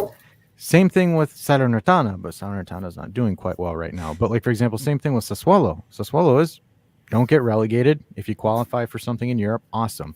Like, same thing. I mean, we can even throw Fiorentina on this as well. Like, Fiorentina is, if you can hit the top four, cool, but maybe six, four, like 5, 6, or 7. That's kind of the range that we want you to get at. So for guys like that, or even like, for example, let's use Thiago Motta and Bologna, right? Stay within the top half of the table, don't get relegated. So when you have a different scale or a different set of objectives, you can experiment more. Like, for example, Frosinone is not in a relegation battle. Like Beppe said, you can fly, you can experiment, you can try things, you can do things without the blowback. For example, with Juve right now, top 4, we have Inter, we have Napoli, we have Milan, we have Roma, we have Lazio. Those are Atalanta as well. So those are 6 teams for 4 spots. And your margin for error is so much tinier. So you can only afford to slip up a little bit. Like, for example, look at Inter. Inter hasn't slipped up at all. Where we slipped up against Genoa. We got lucky that Milan slipped up against Salernitana. Well, we both have the Sassuolo embarrassment, but we do. But we both have it. The idea is, and this is the thing that I kind of want to also tell, because a lot of people kind of say, why do we play pragmatic? It's because you have a low margin for error when you're in the position where you're trying to qualify for top 4 versus when you're just not trying to get relegated, right? It's a different scope, different expectations, different kind of pressure as well. Look at the drama when you draw one game against Genoa and you're still second. Yes. Look at the drama that arrives, the pressure that arrives. It's crazy. We're very comfortable second place. Yeah. Genoa away is, I mean, you look at the results, and Genoa has in the last 10, 15 years always been a game which Juve have struggled in many, many times. It didn't surprise me that was a draw at all, because they, you know what it's like. There's a packed crowd. That stadium's so atmospheric, and they're a good side. These teams aren't, teams that they're going to annihilate every week, because Genoa are a good football team, and it was away, and it was going to be an intimidating atmosphere in some ways. And I wasn't surprised. I believe a lot in sort of records and how teams have played against other teams in the past. And when you look at Genoa at home to Juve, it is a game that Genoa have done well in a lot recently. So the draw did not surprise me one bit there. I mean, we've had super teams go over there and lose 3-0, or we've had super teams draw 1-1 or 0-0. It's a tough It's always been a tough stadium. It's that and Hellas Verona's stadium as well, where whenever we go there, we always struggle. It's Genoa and Verona are two stadiums that Juve just hate playing there. But Vlad has a question. This is going to be more towards you guys, the guests, versus Dave and myself, because we've already voiced our thoughts on them. But Dusan, what is the general case for everybody here on the panel? Don't everybody go at once. Well, I'll start if I may. Dusan, I would he's one of those players that you just want him to do really, really well. And obviously came with a big transfer fee. And for some reason, it hasn't worked as well as we all like it to have worked. We talked a little earlier about Dusan and Chiesa and being on the same wavelength, etc., etc. I don't know. It's one of those things. Do they cash in Jan or June? All I'm reading is him saying he doesn't want to leave. I keep seeing articles where he says I'm happy here, and Juve obviously need the money, but do they want to sell what is on paper one of their prize assets? I sort of feel that if he went somewhere like Arsenal, wherever that's been talked about, he would rip it up there. I just feel, I don't know whether it's Allegra's coach, whether the system doesn't suit him, how he plays. My own personal opinion is that I think Chiesa should be playing wider, but that's just an opinion. I think what the team lacks is a powerful forward to play alongside Dusan whilst playing Chiesa wider, because I think that's his strength. But I watched a lot of his dad, and he was a clinical forward back in the day. But I want him to do really well, but we're not seeing the Dusan that there was at Fiorentina. That is the problem, I guess. Beppe or Cement? He says a lot of right things. Look, I think he still need to develop himself, especially in terms of character, behavior. That's, according to me, the biggest one. But I don't like to make some generalization, but it's also historical with a lot of Serbian players. They have that influence of big games or big moments where they suffer with that pressure. They are not able to go through difficult moments. We saw it how many times at the World Cup where they are nearly favorites to do really, really well, and then they totally flop it.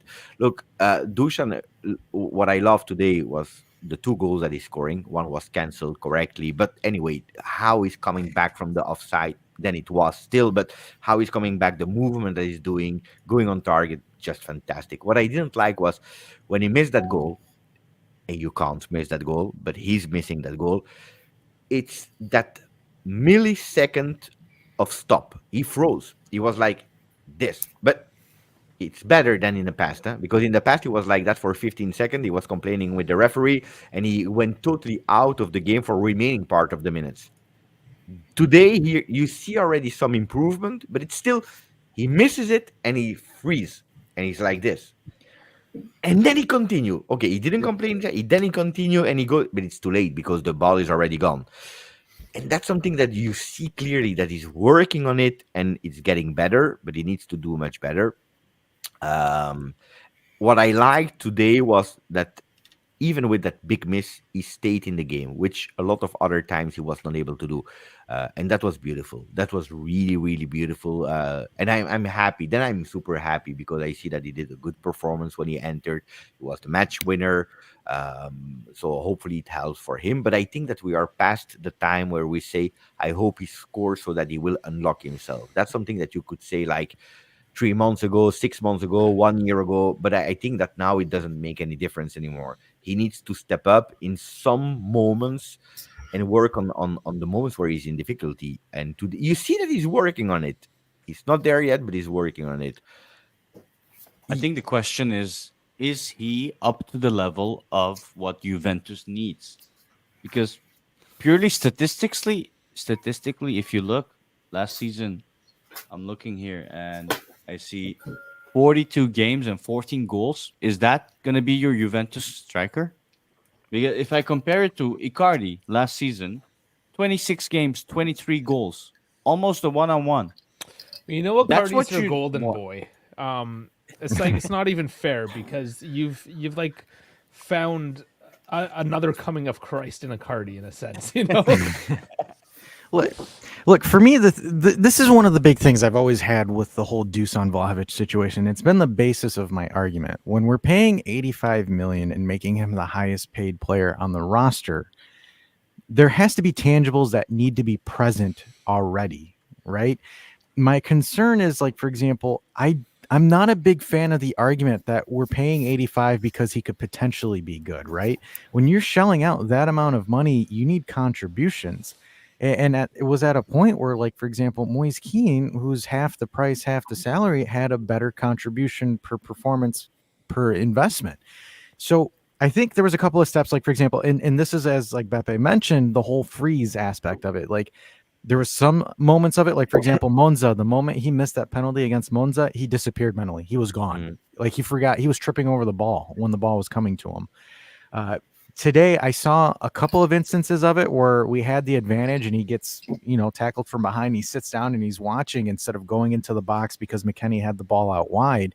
Or that's one of the things that's always frustrated me. But there is a couple of things, because I've said it on stream, offside or not, put the ball in the net, put it in, because it does a huge thing. For example, me playing myself, even if I'm a fraction offside, I'm still taking that shot because it's a rep. It's a repetition. You got to understand from a player perspective. Me shooting and physically seeing it go into the net says, okay, I've gotten this duck out of the way. I can do this now. I liked it. I loved it because I told it to Dave on the live stream. I'm like, that's it. I'm not mad. All you need to do is put the ball in the net, because even though they were offside, he would miss some atrocious sitters as well. I think the big thing too that I thought was kind of a progression from Dusan's case is the celebration, right? He just went in, celebrated with the team. He didn't do the talking or the tugging of his back jersey. It's one of those things, because I wasn't a fan of that when he did that against Inter. I wasn't. I said it back then. I said, dude, you are not in a position to do that kind of celebration right now, because that, especially when he did it in front of our own fans, in front of our ultras. He didn't do it in front of the Inter ultras, because that's a different conversation. If you go to the Inter ultra and you do that, that's No, one thing. luckily, because you are not allowed to do it, huh? Well, yeah, of course, Th- but then you receive a yellow card and maybe even a red card. So luckily, he didn't do it in front of the other ones. But yeah, I know what you mean. No, I was also not a fan of it. Also because I understand that there were a lot of criticism from media, some journalists, especially Di Canio, the days before, were saying he doesn't have a really high football IQ, but you can't. You just can't because you scored one goal. You need consistency before showing. But I was reading Gazzetta dello Sport 2 days ago, and they were already putting Zirkzee on a Nostradamus, mens sana in corpo sano picture, and they were saying he has the right foot of Ronaldinho, the left foot of Salah. Yes. It was a combo of Van Basten. Who else? And then the hair of Gullit. It, Yeah. I like Zirkzee. Is a really great player, but Calma. He's doing Yeah, it like was overblown. not even a full season, and then you see these kind of things, and it's dangerous because it gets in your head. And look, this is a bit what happened with Dusan, because Dusan, we never see him really performing an entire season at top, because the Exactly. first season at Fiorentina, he's not playing the first 6 months. He's performing the second 6 months extremely well, and the second real first team season at Fiorentina is playing the first 6 months, where then he's going to Juve. So we never Can it actually saw a Dusan an entire season. And Juventus, because they were rushed, because they wanted to do a statement to say we are back or whatever, we have money, they overpaid him. But that's part of the game. I think that we overpaid him in salary, in value, without the certainty. But you are paying the competition of English clubs. and that's And it's the also danger. 23 years old. It's young. Well, he was 21 when we purchased him. Even back then, yeah. You know, but the problem is now that you have so much pressure from clubs like Arsenal and so on that Hmm. can give whatever they want. It's not a problem for them. That Hmm. or you go and you pay high, or you miss on a player again. The And then difference, what you see today, can it also be the difference in between playing for Fiorentina and playing for Juventus in terms of play style? Oh, absolutely. of course, Yeah, playing and style is also. But I always said that you have three main factors. Three. You have the playing style. That's us. That's the coach. That is probably not helping him. That's one. Two, the physical problems that he had because first he had pubalgia, that's growing pain. Then he had Lower low back. back pain. That's two. And then it's himself and his mentality. Is he strong enough? So if you combine the three of them, for me it's never the coach only or the player only because whatever kind of way you are playing, if you have a goal like today or an opportunity as today, you score. A Hmm. Icardi scores. He's a killer. I'm a big fan of Icardi, huge Clinical, fan. being I wanted clinical. him instead of Higuain back then when we went for Higuain. Uh, Mm. Icardi is a real killer, and I'm happy that he's doing well again at Galatasaray. Hopefully for you, he will remain there and not going to Real Madrid. I heard some voices there. Yeah, yeah. It's a no, no, no, no. I don't think. I think we made him feel at home. Maybe Yeah, Giuseppe, that's but important. it's a love story. I think I told Dash and Dave before. Yeah. They are loved in Turkey. Every time he scores, they're singing a love song in the stadium, which he can sing now as well. Children at schools are singing the love song for Icardi. Um, a whole new generation of Fenerbahce, Beşiktaş, all the supporters are converted to Galatasaray because of Mauro Icardi. So the love he's getting, I don't think he'll get anywhere else. So I don't see that changing. I don't see him going anywhere. I think he's very happy here. So we got a question from Jeff asking for Gatti. Guys, I have a question regarding Gatti. What do you guys really think of him? He seems like a double-edged sword. He's brilliant at times and other times makes silly mistakes. What's your guys' take? Beppe, you want to take lead? Yep, I'm happy. I had also the interview with him when he extended his contract. So a really nice guy, fantastic guy. He has a beautiful story, and I'm happy when I see these kind of thing. Then there was one important question that I asked him. I said, when you were younger, were you playing a different position that defender because you love to take the ball, to carry the ball, to go up? And he told me it's actually only 3 years that I'm playing as a defender. You know, That's wild. I knew it. I knew it. I knew it. when Because he's telling you 3 or 4 years, You can when it's tell in a lot of when it's in a lot three of or ways. 4 years only that he's playing as a defender, that means that you have a lot of experience to gain, and that's only by playing. So for me, in terms of attitude, exemplarity, a lot of things is perfect, and he's really great, and I'm happy. And then you have also the other thing, the structure, the intelligence of defending, the art of defender, where you have a lot of margin. But it's young. He's young for a defender. How many defenders did we see really going strong when they were 30, 32? So he has really long time. He's, I believe, 25. So he has a lot of time ahead. So I'm happy with him. He's not always perfect defensively.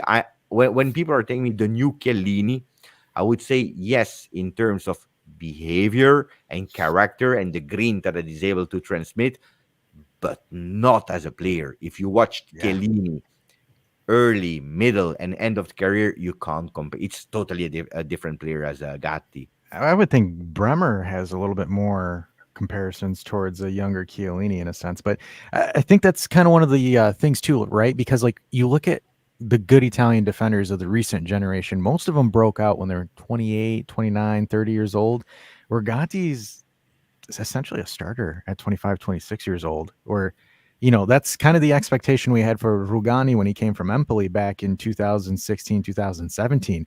So Gatti, in theory, because it's the old Italian thing where, Italians age like fine wine. Most of them hit their prime at 29, 30 years old.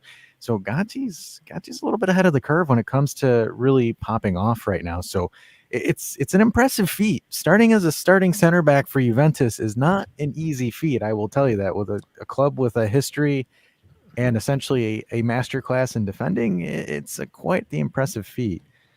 Transitioning that as well, I kind of want to give McKennie a lot of talk and a lot of praise and spotlight as well, because I think for a guy where, he was on the fringe, right? He was at Leeds. He wasn't doing too well at Leeds United.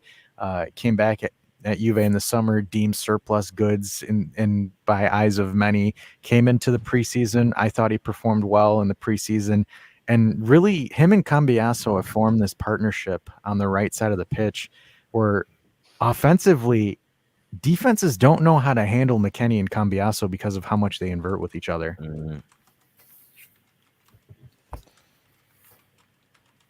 And then just run quiet. I'm gonna answer KF. He's asking about the logo on my hat. Just to do a quick aside. Yes, it is a Juve hat. It just doesn't show up very well. Always, I have my line. Also to Vlad, there are already many children being named Mauro. Already, actually Icardi, which is dumb because that's not his first name. That is it's just funny, typical. Yeah, it's just typical. So this one's going to be an interesting question from Helicopter again, saying, will we ever see Federico Chiesa performing regularly and consistently well at Juve? The last 2 years were understandable, but what now? When where we are in his renewal, is it on holds until he performs regularly? What's the deal? Yeah, Chiesa's a tricky one, isn't he? Because part of me, there's things that I love about Chiesa, but there's other things where I need Chiesa to take a couple of steps forward, right? Because if you look at the front line of Juventus, outside of Milik, Chiesa is essentially the leader of the group. He's the second oldest in that group right now. Where I wish, and part of me is this, like, for example, Chiesa's 26 years old, but sometimes I think in his head, he still plays like he's 18, 19. Head down, runs in one direction and doesn't stop, right? Where it's just he runs into it. And sometimes, and one of the things, and maybe you guys can correct me if I'm wrong, but I've always seen an overlap where him and Kostic essentially crash into each other as far as movement. Because if I'm looking at it from a tactical perspective, I don't want Chiesa to drift towards Kostic because it pulls Chiesa's defenders to Kostic, and then Kostic kind of has to heave across and hope that something gets there. I know that Chiesa by trait, people say he's a left winger, but if we honestly look at Chiesa when he popped off under the Pirlo season, he played on the right more so. He was kind of a right mid in that 4-4-2. So I'm not really sure, because Chiesa to me is like an interesting kind of issue right now, because part of it, it's like he wants to be on the left wing, but he doesn't really understand where he needs to go. Whereas, like, for example, you look at Yildiz today playing on that, he doesn't go way too far left. He kind of stays in that intermediate left where he's able to go there, understand, okay, I need to move in or I need to stay in the middle and hold up play. Part of me I think there's a little bit of a lapse of field IQ from Chiesa. Yeah, so we got some comments coming in as well. Vlad saying Chiesa is playing well, just doesn't score.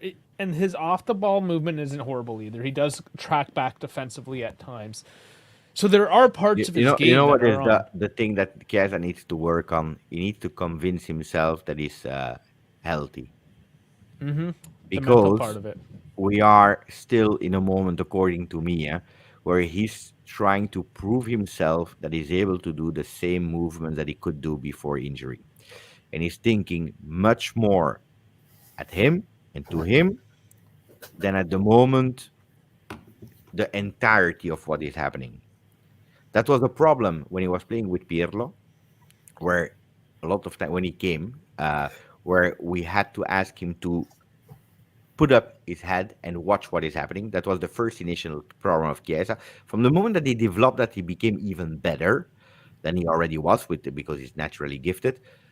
The problem is that after that injury, he needed to prove himself that he could do what he was strong at.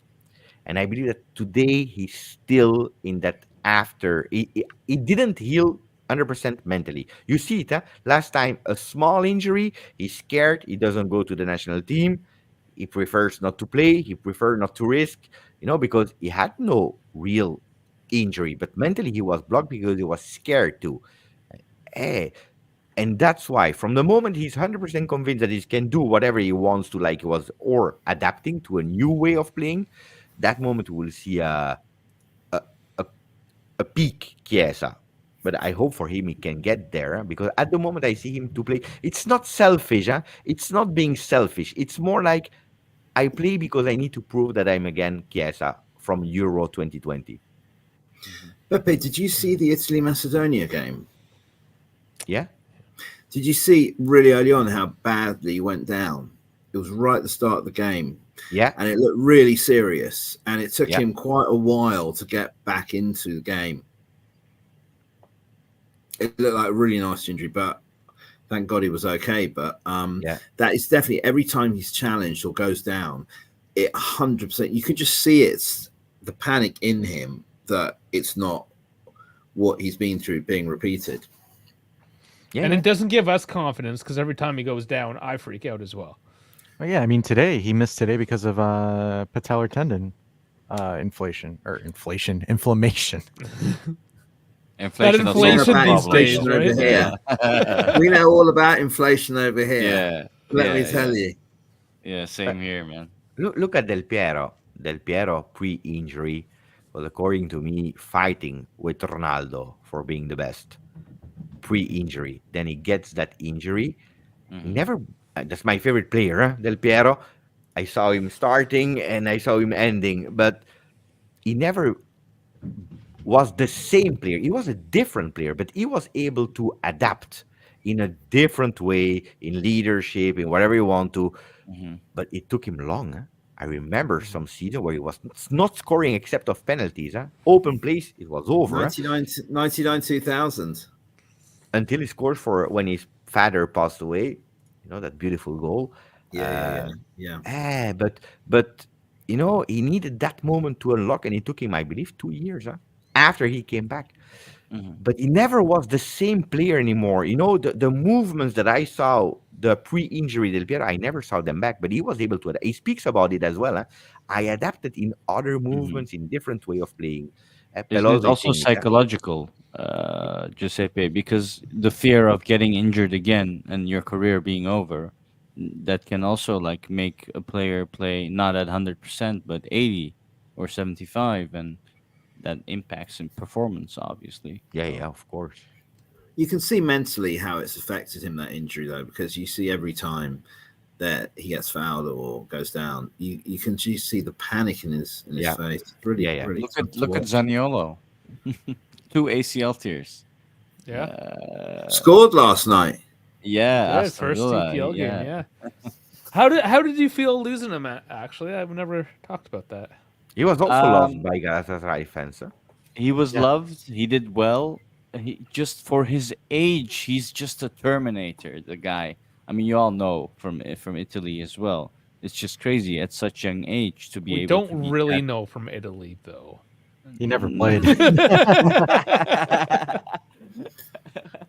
True. But he did well in Turkey. His strength, his shots, he scored a few goals. He left then to Aston Villa with a pretty good package, a loan plus buy option.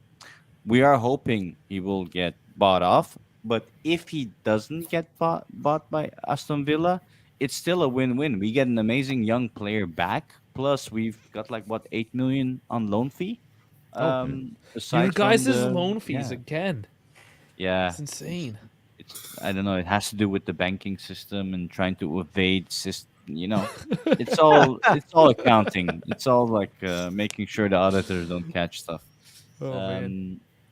Turkey is the same like that. But yeah, no, I'd be happy to get him back, honestly. What I wanted to ask was on Juventus side, like, do you feel like you have any weaknesses in areas? Because for Gala, that's definitely our left back. Finishing. At the moment. Finishing right now. Clinicality, I think, yeah. Yes, I think that's because, like, for example, right now, and people can take it as it may, but we lead the league in big chances missed, and we're third in the league with chances created, but we have a very, very minute amount of goals. Like, for example, you know, we'll have matches that we have an expected goal of 2.86 or 3.12, and we're getting out of it 1-0 or 2-1 or something like that, where terrible. and that's one of the things that we find frustrating because outside of today's match, we had, I believe, a 7-match streak that our center backs were getting goals instead of our strikers.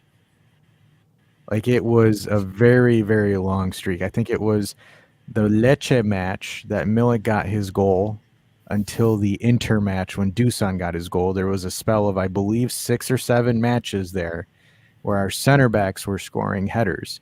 And right now, I believe Juve currently have the record of the best defensive scoring line, essentially. So our center backs have totaled for more goals than any other team in Europe.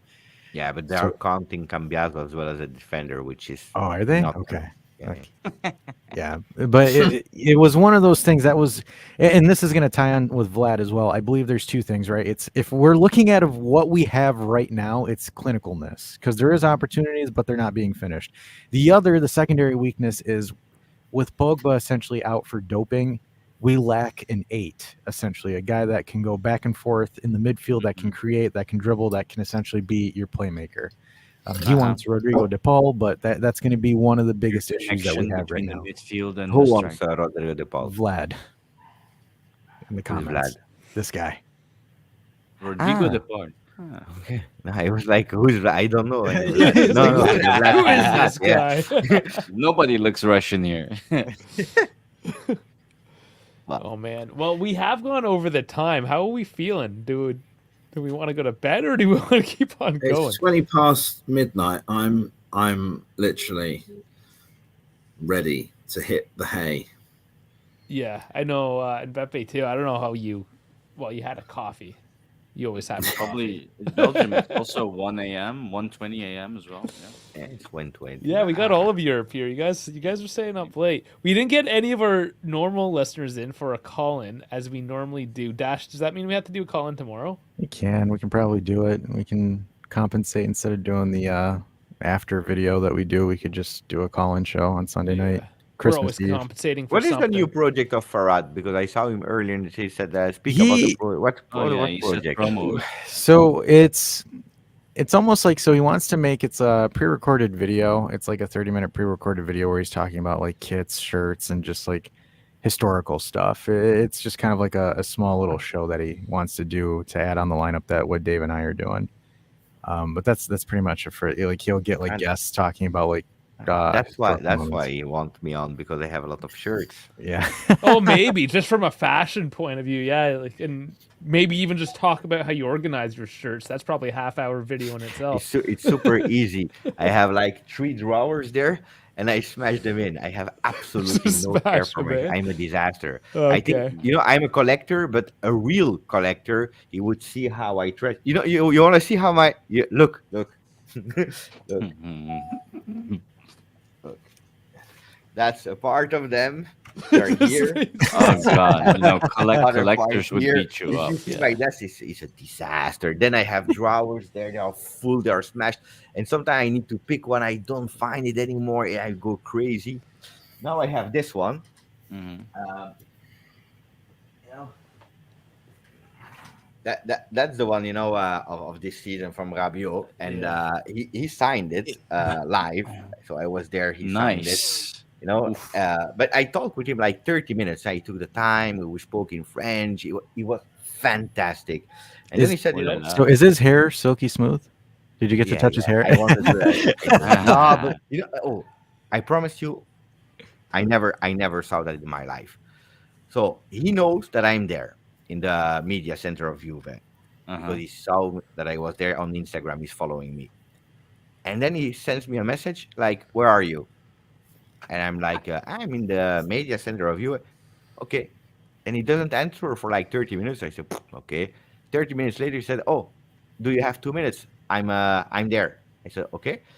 And then he walked in. He said hello. He's like, I'm not the tallest one, but he's really huge, really. He said, and the first thing we did, he gave me a hug, and we started to speak in the corridor there, like for 10 minutes in French about the game, about football.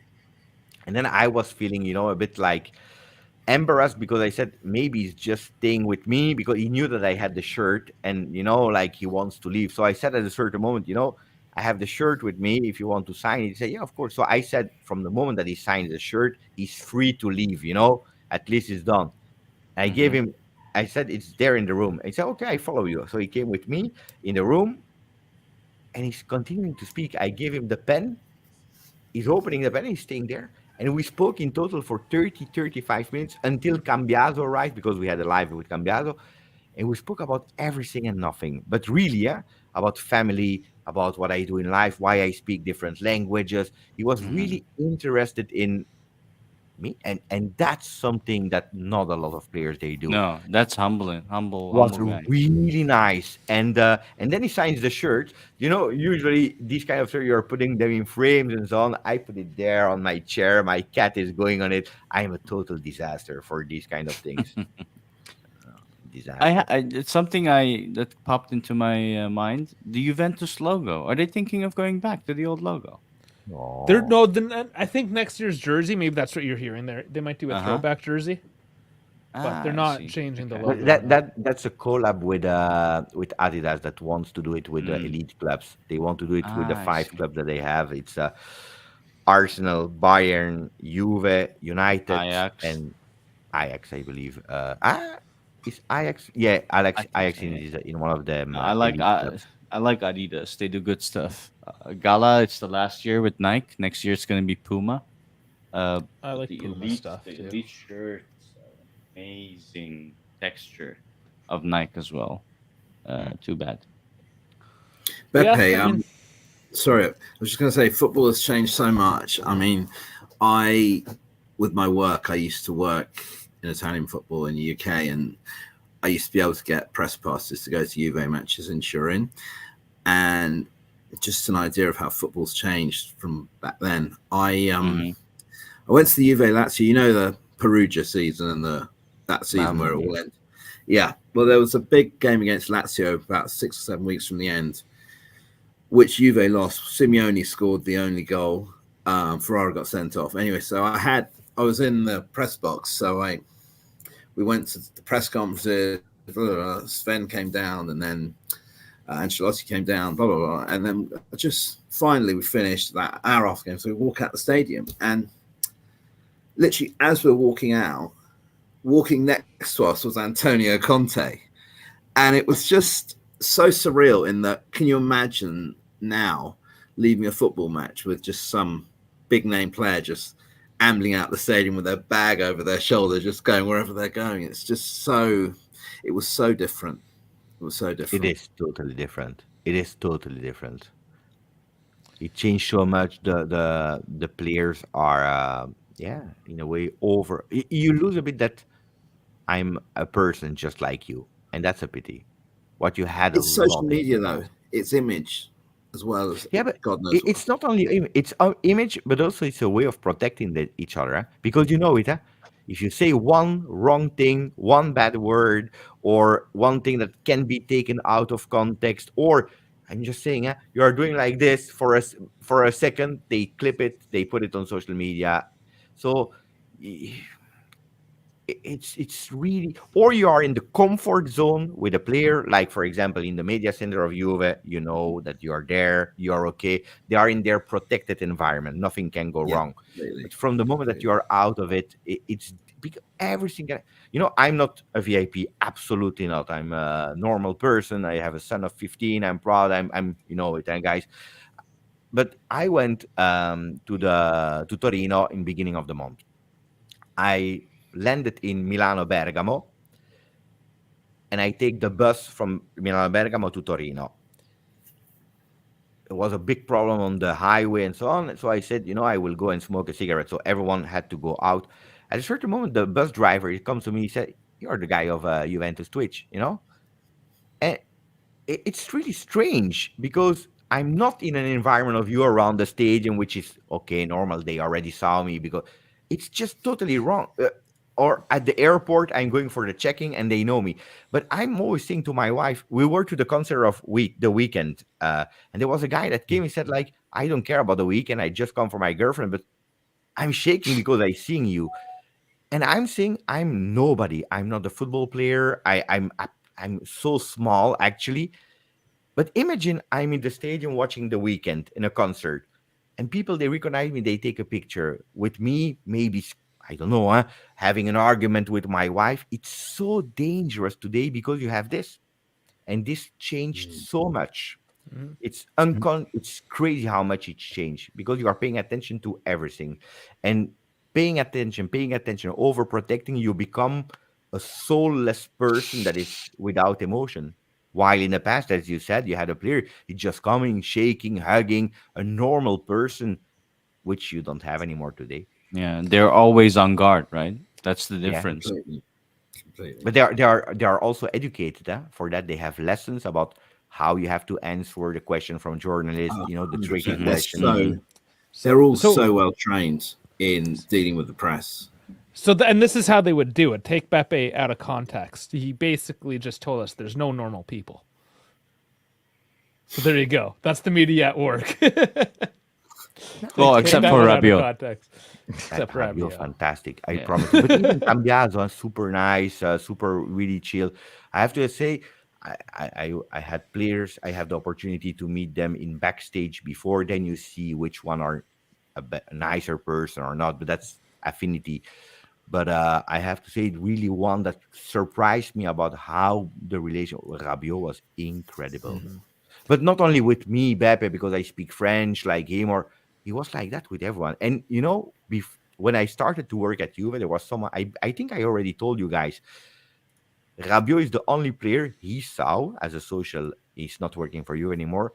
That the day that he went there to do his medicals and signing his contract, he was in the office and he said, "Who's upstairs? In the second floor?" And they said the marketing team. He said, "Oh, can I go up and meet them?" And he went there shaking hands with, like your first day at work when you are going to all the offices, Mhm. you will never see these people again. Well, he asked to do the tour and to meet everyone and saying hello. And he said Rabiot was not doing that well the first 2 seasons at Juve. And he said, I was always really sad because in terms of person, he's a fantastic human being and it's the only player he saw doing that on own request. Crazy, eh? That's pretty cool. I do appreciate a fine gentleman.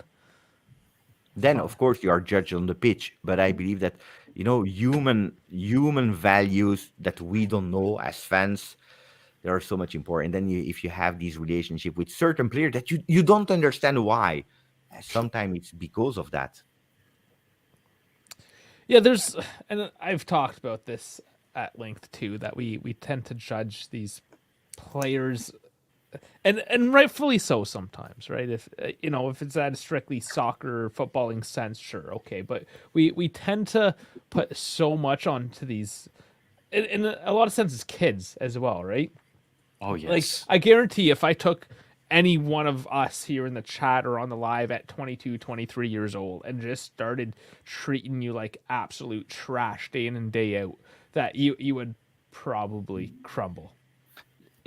I had once a realization, Dave, when I saw like a football player of Galatasaray was right in front of me, and I had flashbacks of all the things I've said on the podcast, and I was like, Mm, oh my god, these are human as well. Like I need yeah. to pay attention to what I say as well, because it just hits you when you are in front of them that they can be offended eh, very easily, and Yeah, we have a yeah. disconnect, right? And we get a little Yeah, crazy yeah, as yeah, yeah, for fans, for sure. sure. Yeah, Yes, it can be definitely. dangerous. But in the moment, right? We all Mm-hmm. have that Mm-hmm. emotion. I think as long as perhaps we can detach afterwards, and that's why we like to do the day after podcast when Mm. we're not live, and it is the day after and we've slept on things, right? So we're not just like yelling at the computer. Well, what's the Bossman story I see Vlad mentioning? The Yeah, Bosman with story is actually Rabiot. that Bosman is the one that changed football with a Yeah, transfer with yeah, the yeah. The lawsuit. Bossman. Yeah. Well, it actually happened that players, they have contracts now like normal as employees. And he said in 2 days ago in the La Stampa, that is or La Repubblica, I don't remember, Italian paper. He Mm. said that he changed the world of football, and after changing football, everyone forgot about him. They all pushed him away, and nobody's thinking about him anymore, except of one player. In 2019, when he went from Paris Saint-Germain to Juve as a free transfer, he Yes. sent him 10,000 euro. Yeah, that's pretty cool. Because, for the people that do not know in chat, because Bosman made it happen that players can be free transfer. That means Yes. you're earning much more also in terms of you can negotiate your own contract. You can decide where you want to go and where you don't want to go, because in the When your past it was totally contract different. expires, you are free to go wherever you Yeah. want, thanks to Bossman. And Rabiot has no Rabiot sent direct money to connection him? with Bosman. It's not his best friend. They are not even from the Uh-huh. same country. But Rabiot and Entourage, they thought about it. They said, if today Yeah. we are able to sign with you a big contract, then it's That also the aligns. That origin thanks to aligns. So they send him. It's crazy. Yeah, that Blah, blah, aligns blah. in It's so much with fantastic. what you said about Rabiot, though. Yeah, and you wouldn't think it just watching him on the pitch. He doesn't tend to show a lot of emotion, it seems, like on game day, right? He's kind of stone cold, a bit of a killer in that sense. Yeah, but I on the think pitch. though we noticed it in the difference with Genoa and Frosinone, right? Like with him there and with Yes. him not there. I think it was. I think that's what everybody was saying after the Genoa game. Everyone's like, "Oh shoot, we need Rabiot." Like, he's said, in interviews, we have to. Someone has to be a captain or someone has to be this. But like, I think like you can visually see it because there's some guys that say things and then there's some guys that do things, and it's interesting, right? Because you don't really expect it because he's always, tall, stoic, silky, smooth hair and everything. So you don't expect him to be that kind of guy, but you saw it. There's a totally different midfield with him there and with him not there. Absolutely. Wow. Guys, I will leave you. I think Tomorrow. I think it's time to kill it. It's super great, Tomorrow yeah. I have to do, before Christmas, I have to do 2 videos. You got 2 days, 2 videos. Yeah. You usually do like 4 a day. You should be I fine. know, because now with the new channel, I'm going crazy. It's hard. It's not easy. It is. Oh No, I gosh, know. we're testing it. We're experimenting it with it here, and I was doing like a weekend recap, and oh my goodness, Pepe, the amount of images I had to pull just to recap scores, watch the games, describe all the games. It was It's all right. because we don't obviously, you need to make it stream, like, because Rabona, he does it perfectly, but I think Rabona has like an editor that's able to pull the images and pull all that and just kind of conglomerate it with them, where it's like, I have to go to every single match, watch the highlights, pull an image if I think it's good, pull this, do this. It used to, because I used to do it on Mondays, and I think I would do for 18 minutes, it would take me about 6.5 hours of editing. It's a lot. And you know that I don't sacrifice one or the other channel. I go with, Yeah. I do everything by myself, editing, everything. I go crazy. When I when I saw the announcement for football, then by the way, guys, that is Bepe's international channel, football. I'm like sitting there, I'm like, this guy's not gonna sleep. I'm like, I don't think he's sleeping. He got another coffee maker so he can run 2 at a time. I have always been productive more by night than over day. The over day is more difficult, but no, you know what was the problem in the past when I was doing only GGS Juve or only. There were some days where I did my video. It was ready at, let's say, 12 p.m. or 1 p.m. And what do I do in the meanwhile? If I already said everything, I will not just, what can I do? So I had to wait that something happened, or I went live in the evening with actually saying the same things, but discussing with people because it was live. While today I finish one video and I start immediately with the other one. Of course, I watch much more football, and that is not only Serie A, but no, it's full. It's full, but I really like it. I'm enjoying it. Yeah, it's since I believe yesterday. It's after 3 weeks. It's nice. Huh? Video content is a different animal as well. Like I'm just doing podcasts, just audio.